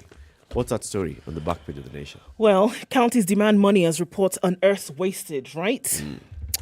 Counties have protested delays by the National Treasury, of course, to release 42 billion shillings in equitable shareable revenue, even as a new report exposed unusual spending on personal emoluments by devolved units. So the CAOG gave a presser yesterday, and a statement was that of the new year, and they accused the Treasury of dragging its feet in disbursement of the outstanding balance, and they've claimed that some counties had not yet received their revenues since November last year. The delay, they said, had affected counties' implementation of the development programs, and this was as of today, according to their chairman, Martin Wambora. He said the Treasury had not released money owed to 18 counties in the amount of 12.7 billion, and then 29.6 billion for December. But the cry by county bosses is ironical, according to this story, since counties have this financial year, and according to the control of budget, spent 93% of funds on recurrent expenditure. So now we know these are rents and salaries and allowances, etc., while ignoring development projects. The COB report on county spending between July and September 2021 indicates that of the 52 billion shillings that has been indicates that of the 52 billion, the devolved units, 49 billion went to payment of salaries and allowances, while development projects were allocated a meager 3.5 billion shillings. In all the 47 counties? Wow. The counties that received this 52 billion. Yes. So they've said that they've rushed to spend on perks and ignore development could be related to the fact that the elections are around the corner, and then folks are suddenly busy with other things apart from development projects. Okay? And many officials are not assured of their jobs because of this. In the first quarter of 2021-22, counties received 104 billion out of the targeted 505 billion, of which they spent 52 billion. The amount, according to the report, again clearly states that it was not spent on development projects. They did not report on spending on development activities over the 3 months, despite gobbling up billions on perks and barely collecting any tangible revenue of their own. So any money that came to them came from Treasury. The counties in question are Baringo, Bungoma, Busia, Homa Bay, Isiolo, Kajiado, Kericho, Kilifi, Kisumu, Machakos, Marsabit, Migori, Mombasa, Nairobi, Nakuru, Narok, Nyandarua, Siaya, Taita Taveta, Trans Nzoia, Vihiga, and Wajir. So those counties, in those 3 months, the money that they received went into paying salaries, and not much has gone into development. The question that needs to be asked, is that the amount of money that they should have received in those 3 months? So now the thing that... Because you see, Ndu, if I'm supposed to receive 100,000 shillings from you this month. Yes. And out of that, it's clear I have recurrent expenditure. I have salaries, I've got bills, I've got power bills. I have all these things that I need to pay. If you only send me money that can cover those that are fixed, I've got to do this. That's what I'm going to spend it on. Well, and that's exactly what has happened, because they're saying, so you look back and say, but you see, I gave Eric 60,000 shillings and all he did was pay rent. Yeah. Exactly. Because my rent is 60,000 shillings. Yes, and I he have gave me employees. 60,000 shillings. I have employees. I need to keep the lights on. I need to keep the water running. Yeah. So we should be talking about how much was Eric supposed to be receiving. Yes. If Eric was supposed to receive 100,000 shillings, and you gave Eric 100,000 shillings. He spent 60,000 on rent. He went shopping. He went to Dubai. He was left with 10,000. He was left with 10,000, and now out of that 10,000, he only spent 5,000 on development. Now you can raise a question. Complain. But if you did not give Eric all the money that had been allocated budget-wise, and then released from Treasury, if you did not give him everything that he was supposed to do, then you do not have the right to complain. So now you're complaining, basically, according to this report, saying, you know what, these folks have wasted. These folks have not spent money the way they were supposed to spend. But then you're not quick to also disclose that all the money that you were supposed to give to them, you didn't. I personally do not blame county bosses who, with what they received, kept the lights on and the water running. Yep. Yeah, and paid the people who work for the county. Can you imagine if Treasury is supposed to give you X amount, they only give you a portion of that X amount, and there are people knocking on your door who want to be paid their salaries? There are bills to be paid. Kenya Power will cut you off, water will cut you off, and then you want to still operate. Which development projects are you doing when you can't see what you're doing? Because this is what the County Council of Governors chairperson, Martin Ombora, was actually telling Dr. Nyakango, the controller of budget. Look at what we need to do. Allow us to pay the pending bills on a first-in, first-out basis following aging lists that were submitted by 46 counties to our office. Mm-hmm. He further explained that the counties have been unable to implement projects and programs because of the delays by the National Assembly and the Senate to pass the county government's conditional grants bill. All those things are adding up into the reason why we are seeing counties doing what they're doing. Now, despite all that, though, this is just this current financial year. Yes. In the other financial years, 2013, 2014, 15, 16, 17, 18, 19, 20, right? Mm. A lot of money has gone to the counties. Yes. And in fact, it just points me back to a tweet that has been shared by Bill Okero, former senator and former member of the National Assembly, where he said, in the 9 years since the county governments were established, the 3 counties of Mandera, Wajir, and Garissa have been allocated 247.7 billion shillings. Right? Mm-hmm. This is amounting to about $2.5 billion has gone to the 3 counties. Mandera, Wajir, Garissa. Most of these funds were allocated to the county governments, 225 billion run by the governors. The balance of 21 billion are devolved funds disbursed by the national government to constituencies through MPs in the region. MPs, 21.9 billion shillings. County governments, 225 billion shillings, going to 3 counties. It may look like a whopping amount, but given that the country's annual budget averaged 2.5 trillion per annum during this period, the devolved funds allocated amount to slightly over 1.1% of the total national expenditure. Aside from these devolved funds, there are national government ministries, departments, agencies, and institutions funded directly from Nairobi. This is where the region gets a raw deal, mostly payment of salaries for teachers and security forces, and an occasional project, inshallah. I'll do the analysis of the national government's expenditure in the region soon. He says he'll look at that. However, the 3 county governments were allocated 32 billion shillings in 21-22, more than the annual budget for Guinea-Bissau, for the Central African Republic, same as the budget for Gambia, the equivalent to half of the budget for Somalia, a third of the budget for Djibouti and Burundi. Questions of accountability and a lack of priorities have dogged the region. For instance, the 3 main towns lack adequate, safe, and piped water supply. Mm-hmm. Of the 5 governors who have served this region during this period, one was impeached, 2 faced corruption charges in court, 1 was not re-elected in 2017, 1 survived the purge, perhaps by being too clever. Those are the things that have happened in just those 3 counties called the northeastern counties, Garissa, Wajir. So much money has gone in there. But he says, okay, we still don't have piped water in the main towns, not just that, main towns. We don't have piped water, we don't have this, we don't have the other. Now, if you actually went across the country, there are people who will tell you devolution has worked because we have seen things that we are not seeing before. But has it worked to the level that it should have worked by now? If you look at how much money has gone into devolved units in the last 9 years of devolution, if you looked at how much resources have gone into those devolved units, are we where we should be? Has devolution delivered the promise? Or is it if we can say that, yeah, at least there's 40% of the work that's been done, is 40% good enough? Devolution as a concept needs to be brought alive by the practitioners of it, who in this case are the county administrators, governors, deputy governors, members of the county assembly, etc., etc. On its own, it's lifeless. It is static in nature. It needs to be run.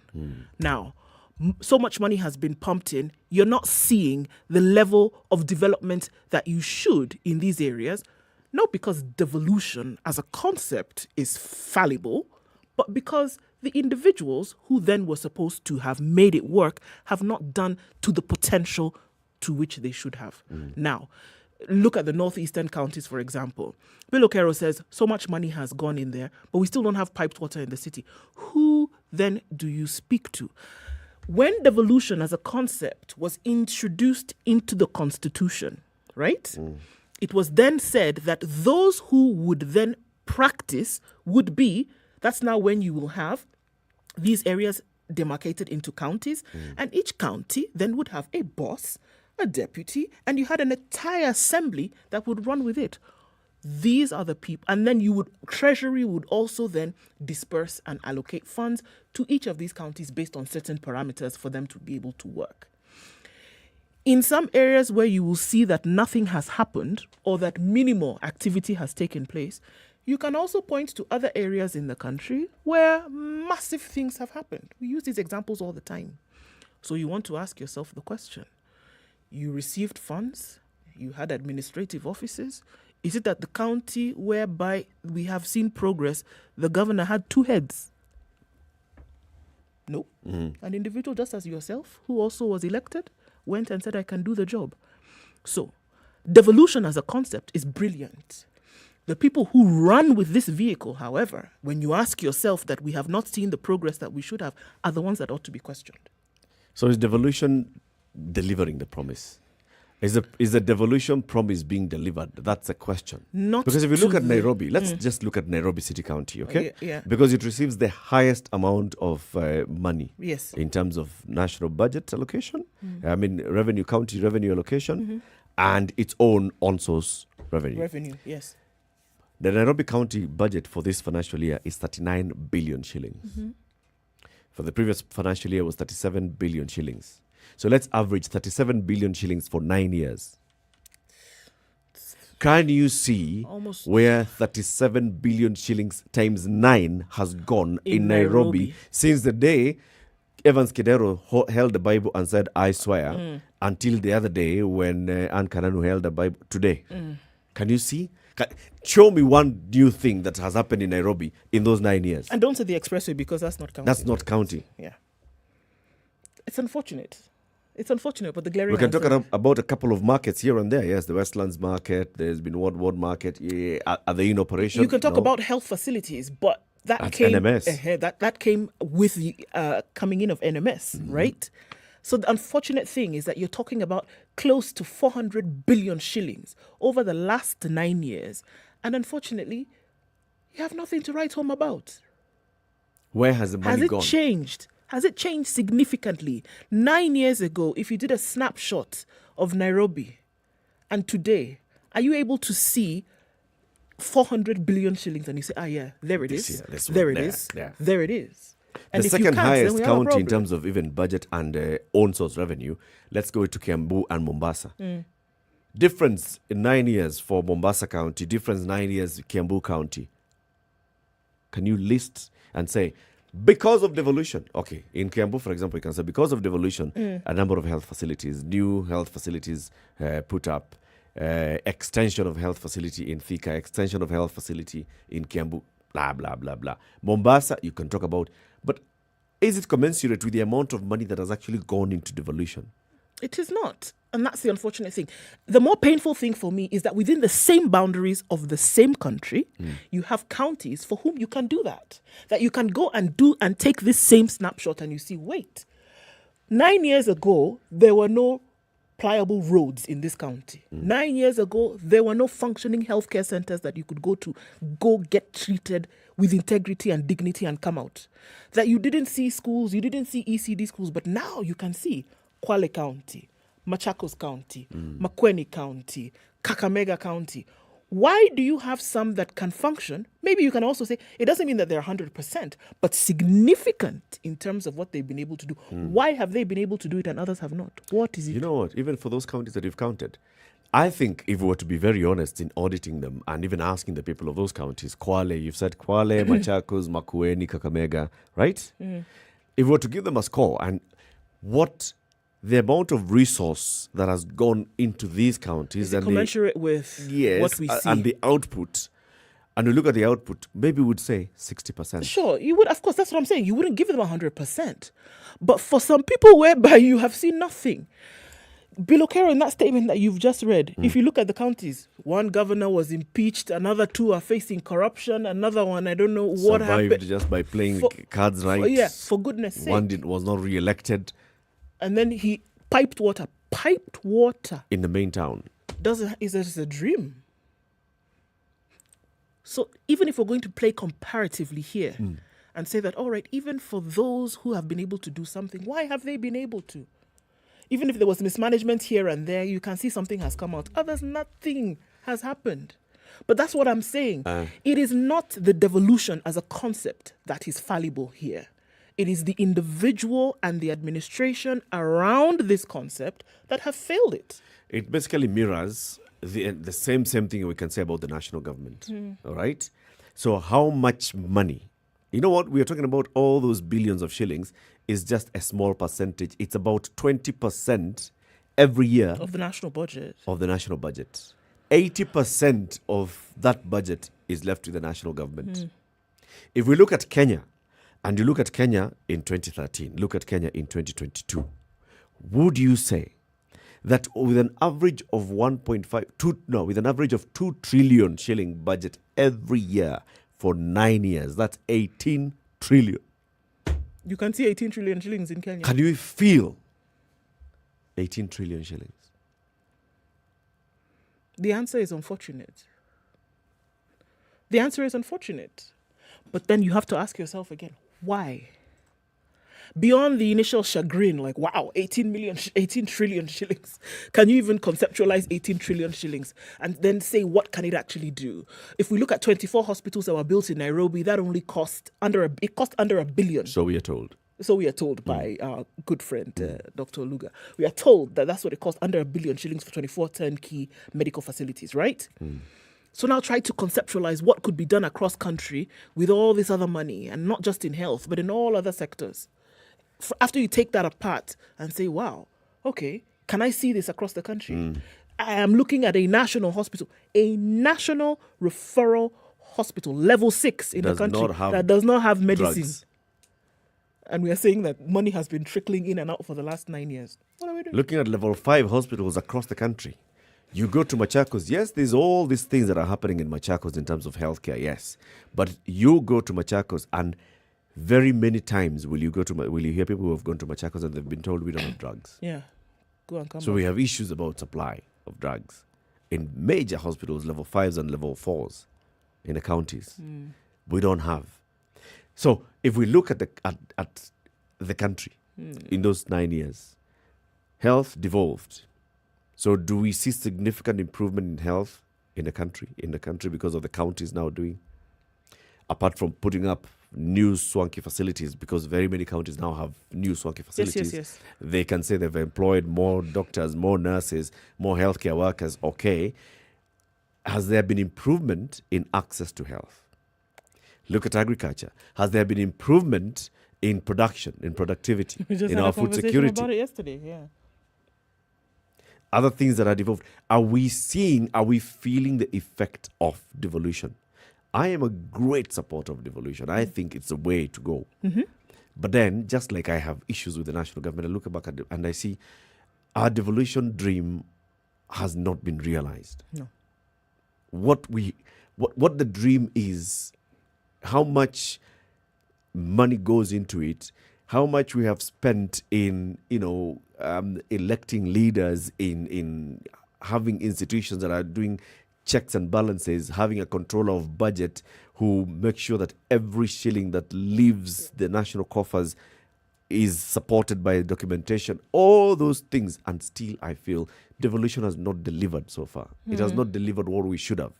It's not at zero, neither is it at 50%. No, it isn't. It's not at 50%. Well, I think there was a lot of, if we look at it now, there was a lot of excitement because here you have these new positions at that time in 2013 that you didn't have before. Yeah. You had come from,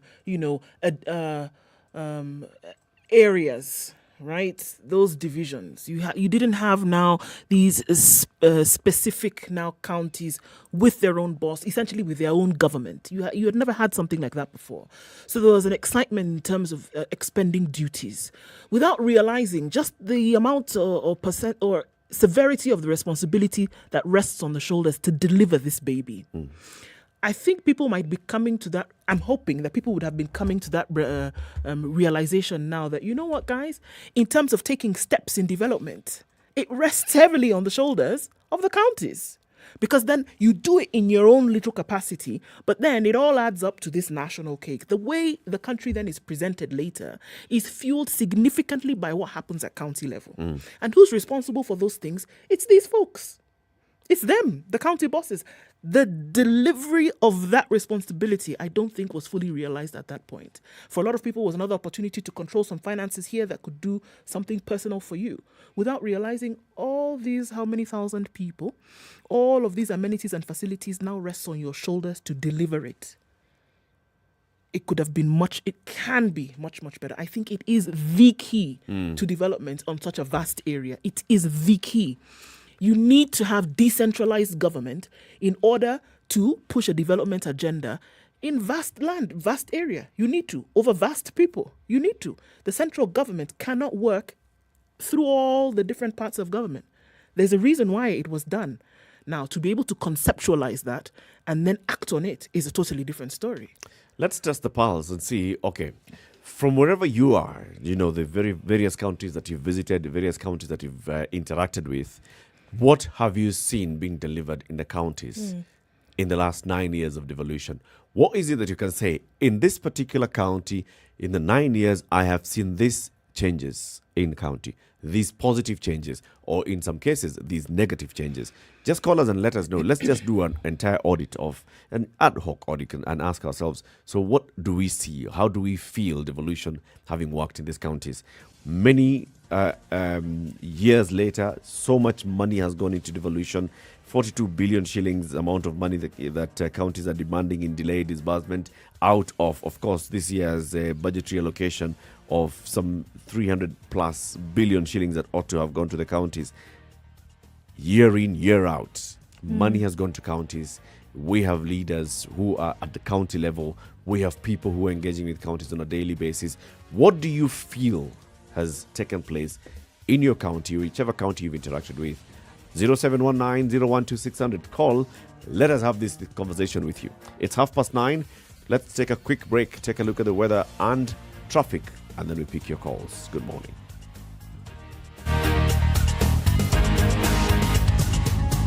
This is the Situation Room, the only way to start your day. Spice up your life. If I'm found guilty, there is no problem. I'm willing to serve. I have no problem. Jails are meant for human beings. They say a society gets the leadership it deserves. If you have a corrupt, crooked and rotten society like we have in Kenya, then of course they will get that kind of a leadership. I think the president should dissolve parliament. That's the best solution at this moment in time. Dissolve parliament. All of you go home. Yes, we all go home. How are we encouraging other people who might have new and creative ideas? Young people who are making money without any government help. They are just buying their own bundles. They are going on TikTok and making money. KRA is coming after them. I've been in parliament for 15 years. We have been unable to pass the gender law. And yet no presidential candidate is talking about it now. Because we are fake. The truth is, all the men refused to vote for that law. What did Sonko do to Pumwani Maternity Hospital? Yeah, he with cleaned his it own up. money. Cleaned it with his own money. That was him as an individual. Yeah. And I did not say he was cleaning his own money. I was saying he cleaned it. Foot, mouth. Foot, mouth. Eric. Okay. The Situation Room, Kenya's biggest conversation.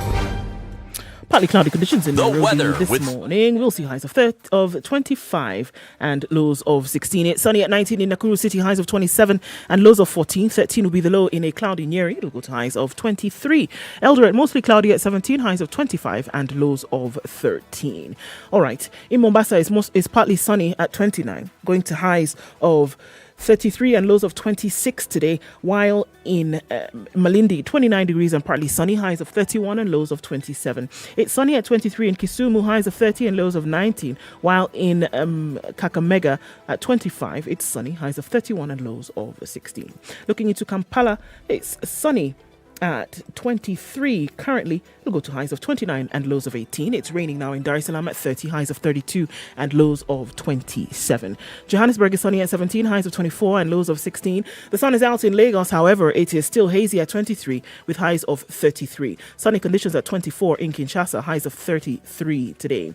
It's 6 degrees and a little bit warmer in Beijing. That'll be the high for today, however, and it go down to lows of -9. 0 degrees and mostly cloudy in Paris.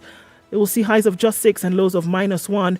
It's also 0 in London. That'll be the the low for today, going to highs of 7. And very early into Thursday morning in New York, it's clear at 6. That'll be the high, coming to lows of -1.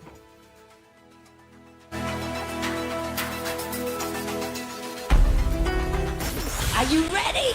Okay. Spice FM. Okay, out of traffic hour in terms of minutes, but what's happening on the roads? It looks like still having some action on Mombasa Road today, and that still continues. Where is this? Enterprise Road. What's going on? Trying to feed off onto Mombasa Road. But we're looking at that whole entire industrial area quite packed this morning. Jogger Road still continues to be a thing. That started early and not about to let up. Right in the CBD, there's a lot of action. We're looking at Uhuru Highway, Haile Selassie, coming off of Kamkunji, Kirinyaga Road. It's always a thing. Eastern part of the city as well. The traffic on the Thika Superhighway has died down significantly. We're still seeing some of it, however, right around Pangani going into the city. Limuru Road looking a lot better now. We'll see what it looks like through there. Shall you help us out? SpiceFM KE on Twitter. Text 40127.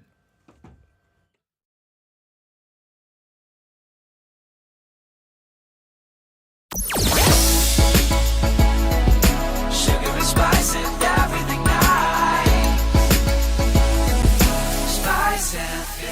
Spice up your life.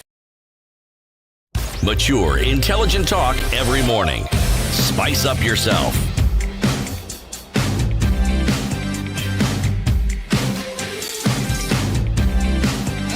Mornings done right. 25 minutes 94.4 Spice FM, Nairobi. Last 9 years of devolution. What have you felt or seen as the impact of devolution in your county or in a county that you've interacted with or engaged with? Brian in Nakuru, good morning. Morning, guys. Happy New Year. Happy New Year to you guys. We have blessed 22 and may God bless this Kenya this year. That's As true. we begin this year. Amen. So let me go directly to the discussion. Mm-hmm. Okay, we had the issue about this county thing. You know, of late I've been moving from county to county and other counties. I mean, the issue in the program of I do sell. I sell things. This county thing, man, is extortion, my friend. How? It's what? It's extortion. Really? Yeah. Why? Because, you know, okay, for you to sell, let's say, in Nakuru County, you need to have a license and delivery license. Okay, that in total cost, it comes to around 15,000. Since my product is needs to go countrywide and I am moving to different countries and that one like Ethiopia, Baringo, you see, I'm moving into different counties. Yep. In each and every county, again, now they want you again to give them their distribution license and your program. And you already cut it in Nakuru. Yesterday I was in Nyandarua. They were on my case. They almost took everything from me. They're like, where's the license? I'm By the telling way, you. I told them. Because this is actually an issue that many traders, many business people keep raising. So give us, for example, your case, your experience. How much do you pay in Nakuru County for the distribution and even advertising if you have a branded vehicle? And then how much are you required to pay when you go to Nyandarua, when you go to Laikipia, when you go to Baringo? It's like I'm going to different countries, and I'm still in Kenya. They are in my case. They are, like, I was wondering, the way they came to me is as if I was coming from Uganda to sell things in their country. They already surrounded the car with security. They have blocked you not to move. They are already ready to climb the car. There is another one talking to you. The other one checking the insurance. I was wondering, what's up? I haven't stolen anything. I'm just selling. I'm a free Kenyan. I'm in Kenya. I wondered, what if it's an Ugandan coming to Kenya? Will they kill him? But this county thing is an extortion. It's an extortion. We should, whichever though we wanted them for devolution, we thought it will bring. Yes, there is development. Due to the counties now, Nakuru is we don't refuse those two. Yes, there is a development, but also they should check. Like, I think people like us who are working are in the field, distributing things and stuff like that. They should be, like, those guys really harass me. Even I live there, we go to the next center, Nauru, it's like Laikipia County. Again, they are on your case. I was wondering, I'm a free Kenyan, I'm in Kenya. Why are they expecting to? And they expect you to pay it in each and every county. So that means if you're in Nakuru County, just distribute your things in Nakuru, don't go to other places. So I was wondering, this man or this. So you pay around 15,000 in Nakuru. You go to Nyandarua, another 15,000 in Nyandarua. You go to Laikipia, another 15,000. You go to English, another. You'll spend all your profit on any distribution licenses only. Big one. These guys, and they are there. The money they are using, the cash they are using is ours. They bought it with their money, devolution money. The fuel they put in that guy is ours still. That's our devolution money, and they are harassing us. Thank you, Brian. Thank you. Merry Christmas. Maneno kabisa. Asante. What do you say? What's your experience with devolution in the various counties that you've engaged with? You've heard from Brian. 0719012600. There's a portal on the Council of Governors website, cog.go.ke. So if you go to marifa.cog.go.ke, you'll be able to actually look at the stories. It's Kenya's Devolution Solutions and Experiences, where they have several, and you can select a county, select a sector, see what's happening in a particular sector in that particular county, and then you can judge. Several things that happen. Yes, there's movement towards somewhere. It's not like we didn't have a government at all. There's been a government, so you expect that there's going to be something. So, for example, they say Isiolo Youth Innovation Center is a center of excellence, providing safe spaces for the youth. And we've seen these innovation centers in various counties. When I was in Wote in Makueni, I actually saw one in an innovation center hub for the youth. It's also a green space, some nice public park in Wote town. Beautiful. They bring in the youth. You have free access to free internet access. You have a space that you can use for brainstorming, for creativity and all. And they support you by giving you that. Okay.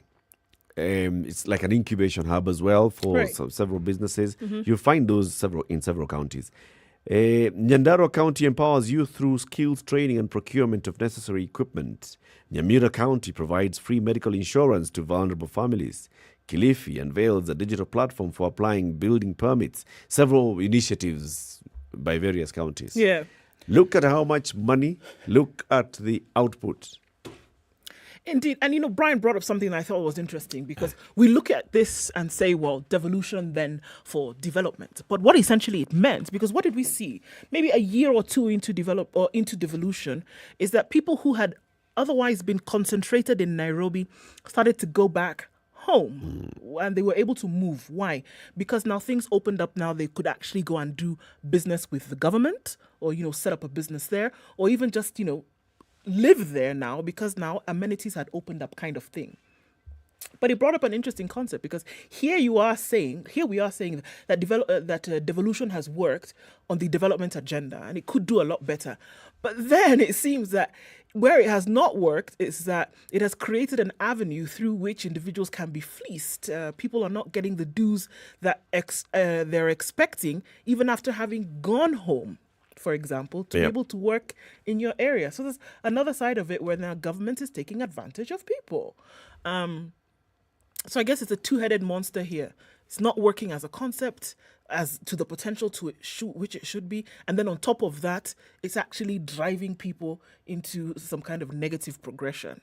I think it goes into just explaining and people just seeking to understand, because the issue of own source revenue is a big expectation of every county government. You need to raise your own revenues. You need to raise your revenues by business permits. So if you've got a local company that is paying all the business permits, that is employing people locally, that is consuming other products locally and manufacturing locally and then distributing locally, and then somebody else who is manufacturing in a different county and they come and you don't charge them a thing, you've got to ask yourself, so how is this going to be? Yeah, how do you balance? How do you even the playing field? How do you charge for goods and services that are cutting across counties, that are moving from one county into the next? This whole issue of cess, it's been a big one. This has been a hot potato for very many. It's upon county governments to explain to people. So this is it. This is what we are doing. If you're coming to run a business in my county, I need to be able to provide you the services that you require in the county, to get proper roads, to get proper sanitation, to get water. So how do I give you the water if you don't pay? Sure. I mean, of course, that definitely has to be looked at. But then now this thing of just getting there, just getting by, hasn't that been the kind of monkey on the back for national government even all these years? That, okay, so we have this new concept. Okay, we can at least get the bare minimum. Let's just scrape by, get past the finish line. Yeah. But you see, that's the difference.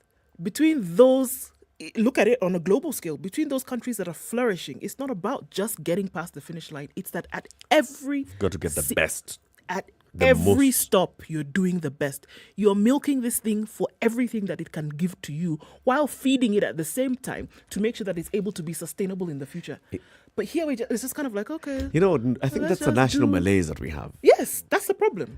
At county, national, everywhere. Even in our homes. I mean, we are so used to mediocrity, to just getting by. Look at the conversation we were having yesterday about potatoes and potato chips supply chain. Yeah. And the whole, what do you mean? But those are potatoes. Those are potatoes. What's the problem? So you eat them, but we eat those chips when you go down to Luthuli Avenue. Are you looking at them or are you feeding yourself? You just eat the potatoes. What's the problem? And yet you talk about those who are in the export business, okay? Experiences. Now, because of this conversation, very many people have shared their stories and experiences. Somebody who says, I went into export business to sell French beans, to sell cut roses, cut flowers, to sell avocado. And the stringent requirements and specs by those countries and those markets, and you miss something, they find some trace of a disallowed product, chemical product. They trace you back to the collection center, and everybody who has used that collection center is banned for a couple of, and you complain. But you know what happens with those people?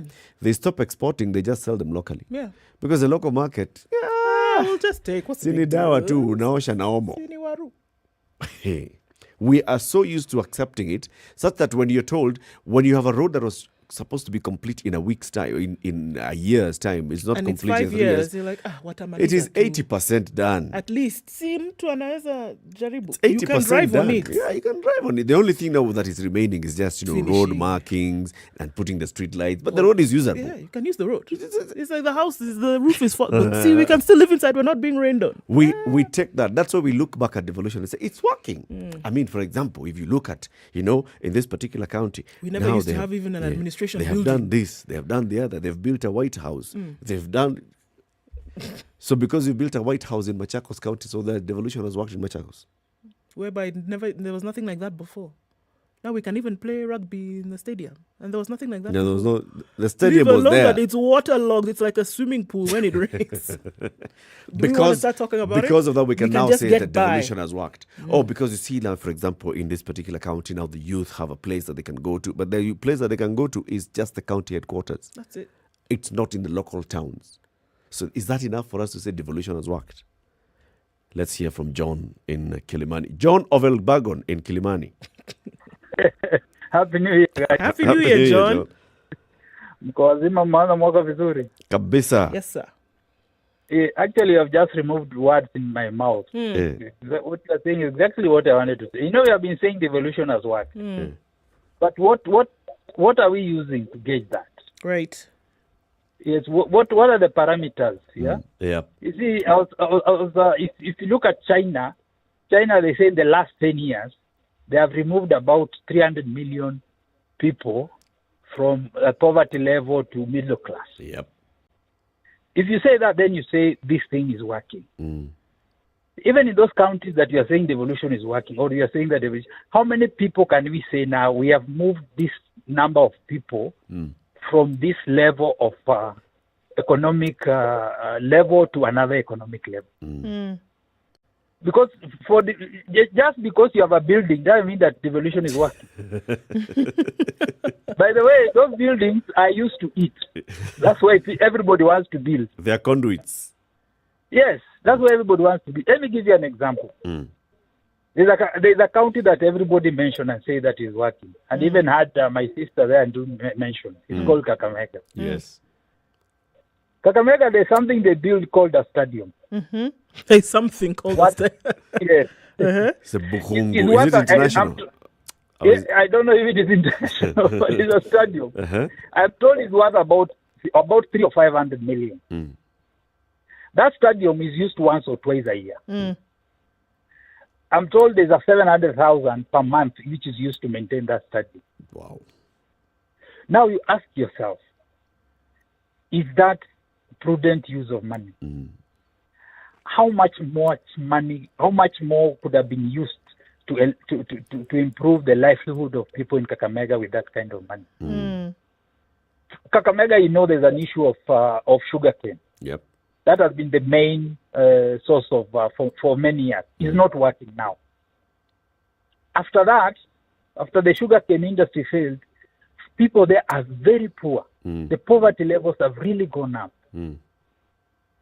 If there is a governor who was dealing with the issue of agriculture, for example, in Kakamega County, then you could have said devolution is working. If you build roads and there are no products to be transported from the farm to the market using those roads, how are you helping the people? So when we talk about working, it's not about brick and mortar. It should be more than that. It has to be the impact, the direct impact. Yes, on the people, the people. People should feel that 9 years. You are saying 9 years? Yep. From the time devolution came, 9 years? 2013 this is where we were. 2013. Yes, and this is where now we have moved. But just having many buildings, the way you are saying we're having a White House, that is not, how does it help the common man? Indeed. Yeah, you have, even what we are saying that we are building hospitals.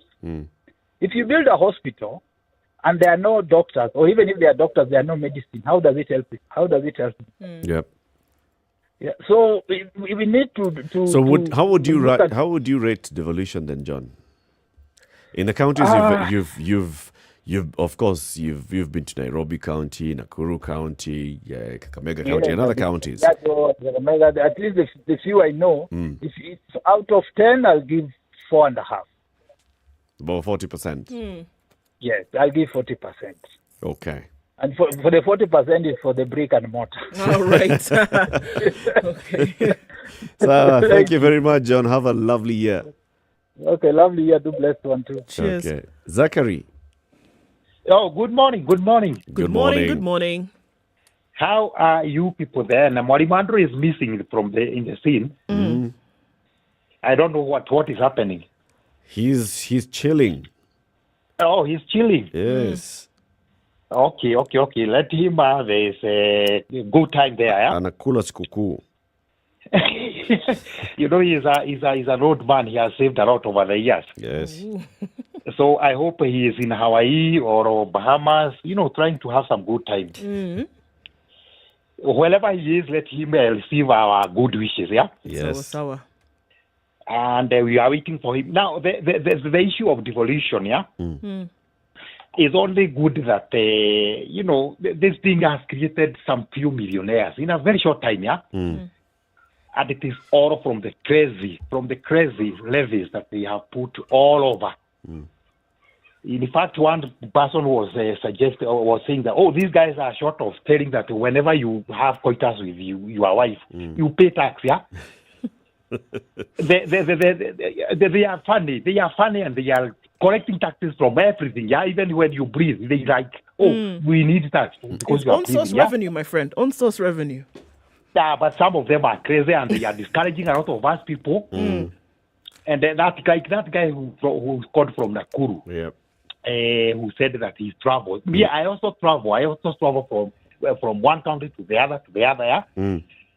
Although now business is becoming a bit harder and bad because of the economic situation that we are in, occasioned by COVID. But some of the levies are ridiculous and are crazy, and they are discouraging a lot of us people. And the issue is, if you tax a person, and then probably you are using that money to improve services, the roads, the drainage system, such things, no one would complain, yeah? But then these people are taking out the money. Some roads are almost going back to what we used during the era of certain person, yeah? Potholes and poor drainage system, poor garbage collection, all these things. Are you saying that do you feel the impact of devolution? I mean, how much, all the resources that have gone into devolution, because we were devolving power and resources. Yeah. Do you feel that it has achieved anything? Well, not really, actually. Not really. Let me tell you, Mr. Eric, yeah? The only thing that this new constitution did, that it can be, written home, yeah? Is only upholding our dignity, somehow. But now there are some people who are some people are not agree with that, and we can see that they have got dictatorial tendencies. But in terms of money and resources distribution, this money is going into some few individuals' pockets. And that is what I would say. The common person, me and you and the other person in the streets, the common Joe, is not benefiting. He is actually under so much pain to sustain this system, yeah? Yeah. And that one, you can see it in Nairobi, in Kajiado, in Nakuru, everywhere you go. The common person is actually under very heavy burden of paying taxes. You try to open a small kiosk there, these people are on your neck. Oh, have you done this? Have you paid this? Have you talking to Mama who? It's quite painful. Really. But however, with the time, Mr. Eric, we hope that we are going to improve some things, yeah? Yep. And the constitution is to our benefit, actually, overall. So I give it some 6 over 10. 6 over 10? Okay. Yeah. Okay, very generous. Thank you. After all you've said. 6 over 10 is actually a good mark. Thank you very much, Zachary. Okay, thank you. Have a nice day, guys. Have a nice day. So I guess with all of that, there's still the other side of it. That with all of that, with all the negative things that would jump out at you, is that folks are grateful for the opportunity to have devolution and what it can actually do for areas. But, and I think that's what we're talking about, the malaise of mediocrity, what you called it, right? That because you've seen something new and shiny, and what is delivering for you at that moment, it takes your attention away from, your attention away from what it's actually meant to do and the excellence with which it's supposed to be delivered. Because you've seen, this is new. We've not had it before. We have a building with a lift in our county. We've never even had a shack. Yeah. And now we have buildings with escalators. I'm telling you. Well, now you realize, wait a minute, the way this thing was initially designed, we should have been riding on the wings of the, it should have been much, much better. But I think it's a poison that we all have a little bit in our system. We just say, okay, at least there's a hospital. Now you can go. There's a hospital which has more wards. There's no piped water, but at least there's a water bowser that comes here Come on. It's progress. Hey. And because of that, and that's how politicians have been able to keep us under this yoke. Because they can give you something in bits. They keep telling you that, there is progress. Yeah. Because I can give you, look where we are and where we go. There's progress. We didn't have lavatory facilities in this particular school. No, we do have. Now we have. We have 2 new classrooms in this school. We didn't have a school before. No, there was a school. There are 2 new classrooms. 2 new classrooms. 2 new classrooms have not addressed the growing population. The need was for a new school, not for 2 classrooms. But no, accept the 2 classrooms. At least now our children are not 100 per class. Yeah, they're at least 70. now they're 70. You see? Nonsense. And that's the thing that you have to be able to say. And it doesn't have anything to do with gratitude. It has everything to do with demanding the excellence that this concept of devolution should actually be delivering. Yes. For me, it's the gateway to development for any country. Whether you're looking at a federal system, you're looking at the county system like you have here, that is what it is meant to do. Can we interrogate it and say it is not delivering at the level to which it should be delivering, and those who are responsible should take up the mantle? If you can't, ship out. And we must all demand. Absolutely. Thank you for tuning in to the Situation Room today. Tomorrow morning, so we had D&G at 7 this morning. One musician who wants to be MCA in Nairobi. Tomorrow we have another musician who wants to be MCA in Machakos County. And this musician is Francis. Is he Amisi? Yes, Francis Amisi. Say Francis of Assisi, but Francis Amisi wants to be MCA of Athi River Ward in Machakos County. He'll be joining us tomorrow at 7. We'll have other guests as well joining us through the show. Keep it right here for that. Today's proverb, Somali proverb, even the brave are scared by a lion 3 times, once by its truck, again by its roar, and the last time when they come face to face with it. Self-explanatory. Indeed. Even the brave, they will find some point where their bravery does not count. Have a lovely day. It's now 10 a.m.